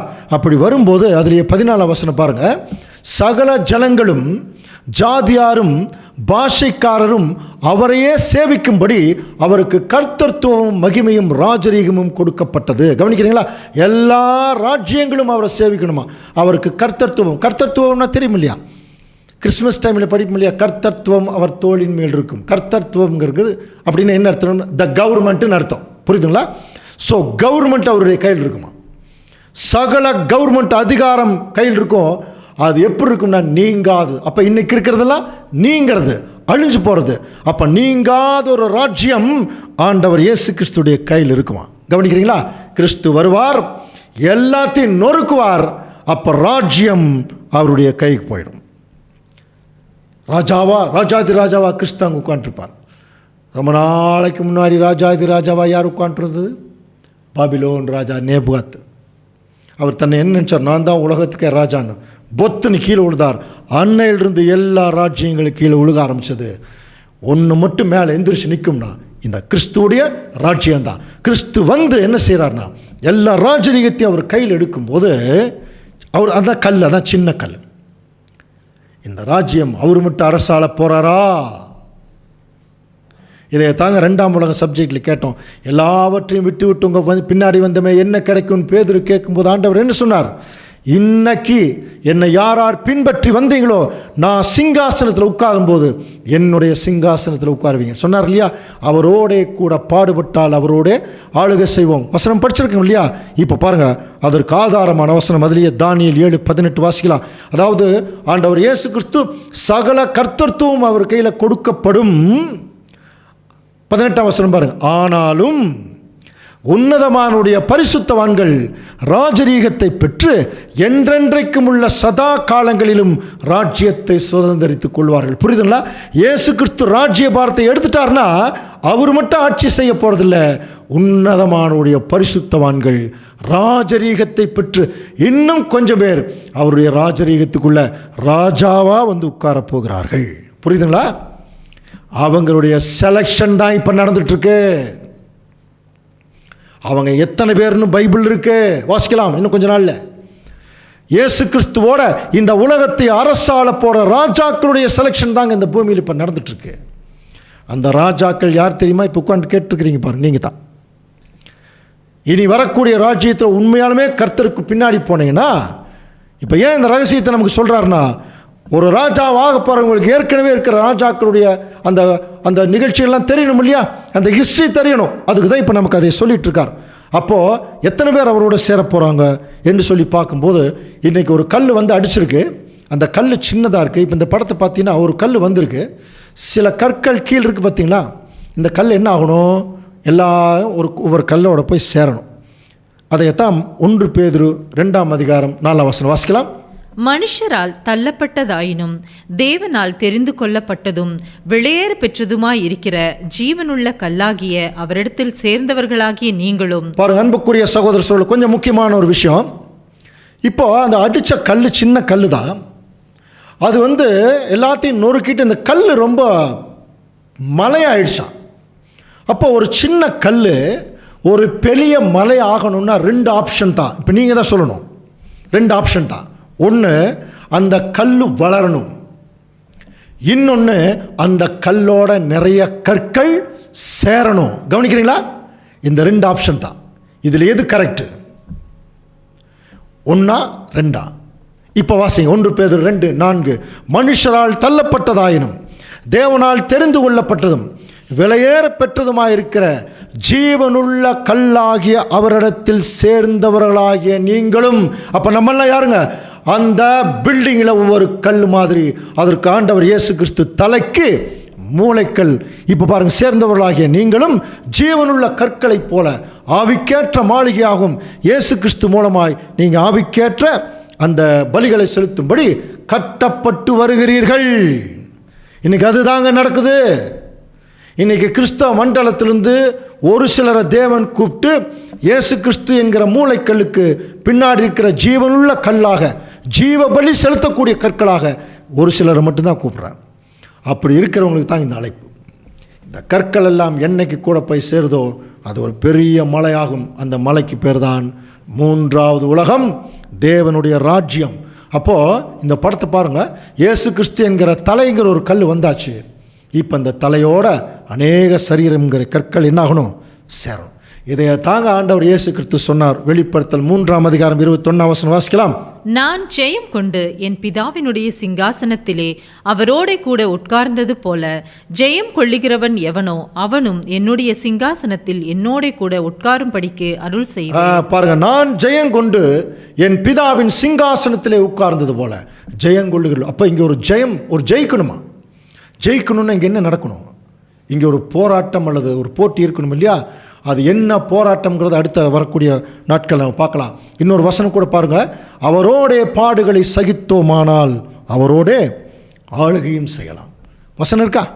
அப்போ அவரோட பாடுகளை யார் சகிக்கிறாங்களோ, இன்றைக்கி சகிக்கிறதுக்கு யாரும் தயாராக இல்லை. அவரோட சந்தோஷத்தையும் ஆசீர்வாதத்தையும் சுகங்களையும் அனுபவிக்கிறதுக்கு நிறைய பேர் தயாராக இருக்கிறாங்க. அவரோட ஆண்டவரோட கஷ்டத்தையும் அவமானத்தையும் அனுபவிக்கிறதுக்கு யாரும் தயாராக இல்லை. ஸோ இப்படிப்பட்ட ஜனங்கள் இங்கே இருக்கும்போது இப்போ எப்படி இது இந்த உலகம் எப்படி போயிட்டுருக்கு தெரியுங்களா? இதுக்கு ஒரு பெரிய தீர்க்க தரிசனம் இருக்குது. அதை மிக சுருக்கமாக பார்க்கலாம். பாருங்கள், ஆமோஸ் 5:18 பாருங்கள். கர்த்தருடைய நாளை விரும்புகிறவர்களுக்கு ஐயோ. இந்த வசனம் கொஞ்சம் வித்தியாசமாக இருக்குல்ல? கர்த்தருடைய நாள்ங்கிறது தேவனுடைய ராஜ்யத்தை பற்றி சொல்கிற விஷயம்.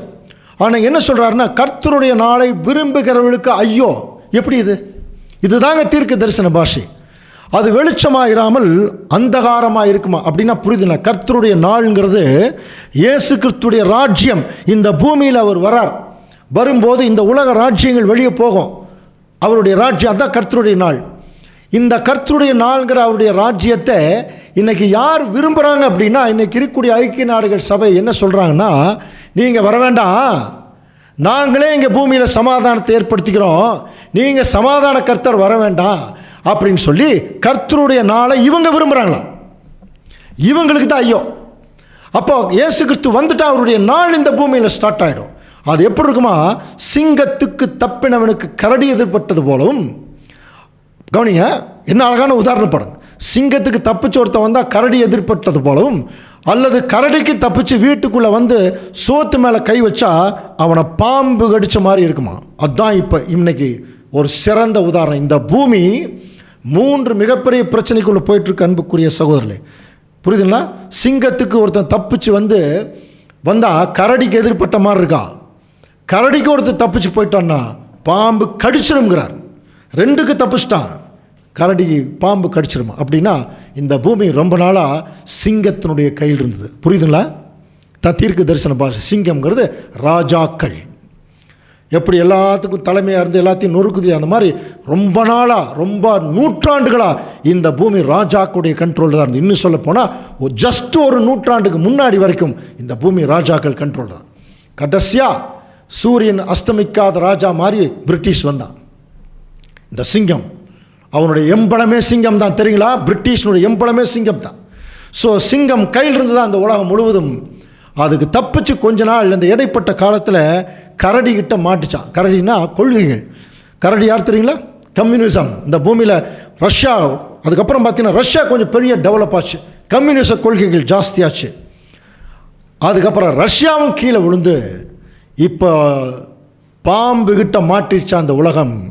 இந்த பாம்பு எதை குறிக்குது தெரியுங்களா? டெமோக்ரஸி, ஜனநாயகம். என்ன நினச்சிட்டு இருக்கிறாங்கன்னா, ஜனநாயகம் தான் உலகத்திலேயே சிறந்ததுன்னு நினச்சிட்டு இருக்கிறாங்க. இந்த ஜனநாயகத்தாக தான் உலகத்துமே அழிய போகுது. ஜனநாயக நாடு ஜனநாயக நாடுன்னு சொல்கிறாங்க, ஆனால் ஜனநாயகமே இல்லை, பணநாயகம் தான் இன்னும் அதிகமாக இருக்குது இல்லையா? இன்றைக்கி பணக்காரன் மேலும் மேலும் பணக்காரன் ஆகிட்டுருக்கான், ஏழை மேலும் மேலும் ஏழை ஆகிட்டுருக்கான். உலகம் வேறு ஏதோ ஒரு அழிவை நோக்கி போயிட்டுருக்குது. இப்போ பாம்பு கடிச்சிடுங்கிறார். இந்த ஜனநாயகத்தில் தான் மனுஷன் அழிய போகிறான். புரியுதுங்களா? இதைத்தான் சொல்கிறார், அந்த ராஜாக்களின் நாட்களில் நாம் உயிரோடு இருக்கும்போதே தேவனுடைய ராஜ்யம் உள்ளே வந்துடும். அப்படின்னா நமக்கு என்ன எச்சரிப்பு கொடுக்குறாரு தெரியுங்களா? இப்போ நம்ம என்ன செய்யணும் பாருங்கள், ரோமர் 13:11 வாசிக்கலாம். நித்திரையை விட்டு எழுந்திருக்கத்தக்க வேளையாயிற்று என்று நாம் காலத்தை அறிந்தவர்களாய் இப்படி நடக்க வேண்டும். நம்ம இனிமேலும் தூங்கிட்டு இருக்கக்கூடாது. மற்ற கிறிஸ்தவர்களைப் போல் அன்புக்குரிய சகோதரர்களே, தூங்கிட்டு இருக்கக்கூடாது. நம்ம என்ன டைமில் இருக்கோம்னு நமக்கு தெரியணும். காலத்தை அறிந்தவர்களாக இப்படி நடக்கணும். நாம் விசுவாசிகளான போது ரட்சிப்பு சமீபமாக இருந்ததை பார்க்கலும் இப்பொழுது அதுக்கு நமக்கு அதிக சமீபமாக இருக்குது. இரவு சென்று போயிற்று, பகல் சமீபமாயிற்று. ஆகையால் அந்தகாரத்தின் கிரிகளை நாம் தள்ளிவிட்டு ஒளியின் ஆயுதங்களை தரித்து கொள்ள கடவோம். இப்போ நம்ம வாழ்ந்துட்டு இருக்கிற காலம் ராஜ்யம் இந்த பூமியில் இறங்கக்கூடிய காலம். நமக்கு கொடுத்துருக்கிற அழைப்பு அந்த ராஜ்யத்தில் ராஜாக்களா. கவனிக்கிறீங்களா? அதுதான் இப்போ 5ஆம் உலக பேரரசாக இந்த பூமியில் இறங்க போகுது. சரி, அப்படின்னா இந்த ராஜாக்கள் ஆவதற்கு தேவன் ஒரு சிலர் மட்டும்தான் அழைப்பு கொடுத்துருக்கார். அப்படி ராஜாக்கள் ஆகிறதுக்கு ஒரு சிலர் அழைப்பு வந்திருக்கு இல்லையா? அந்த அழைப்பு வந்தவர்கள் ராஜாக்கள் ஆகணும் அப்படின்னா அதற்கு ஒரே வழிதான் இருக்குது. அது என்ன வழி என்று அடுத்த வாரம் 3 வழிகள் என்கிற தலைப்பில் தொடர்ந்து அடுத்த பாடத்தை சிந்திக்கலாம். தேவன் தாமே இந்த வசனங்களை நமக்கு ஆசீர்வாதமாக்கி தருவாராக. ஆமென்.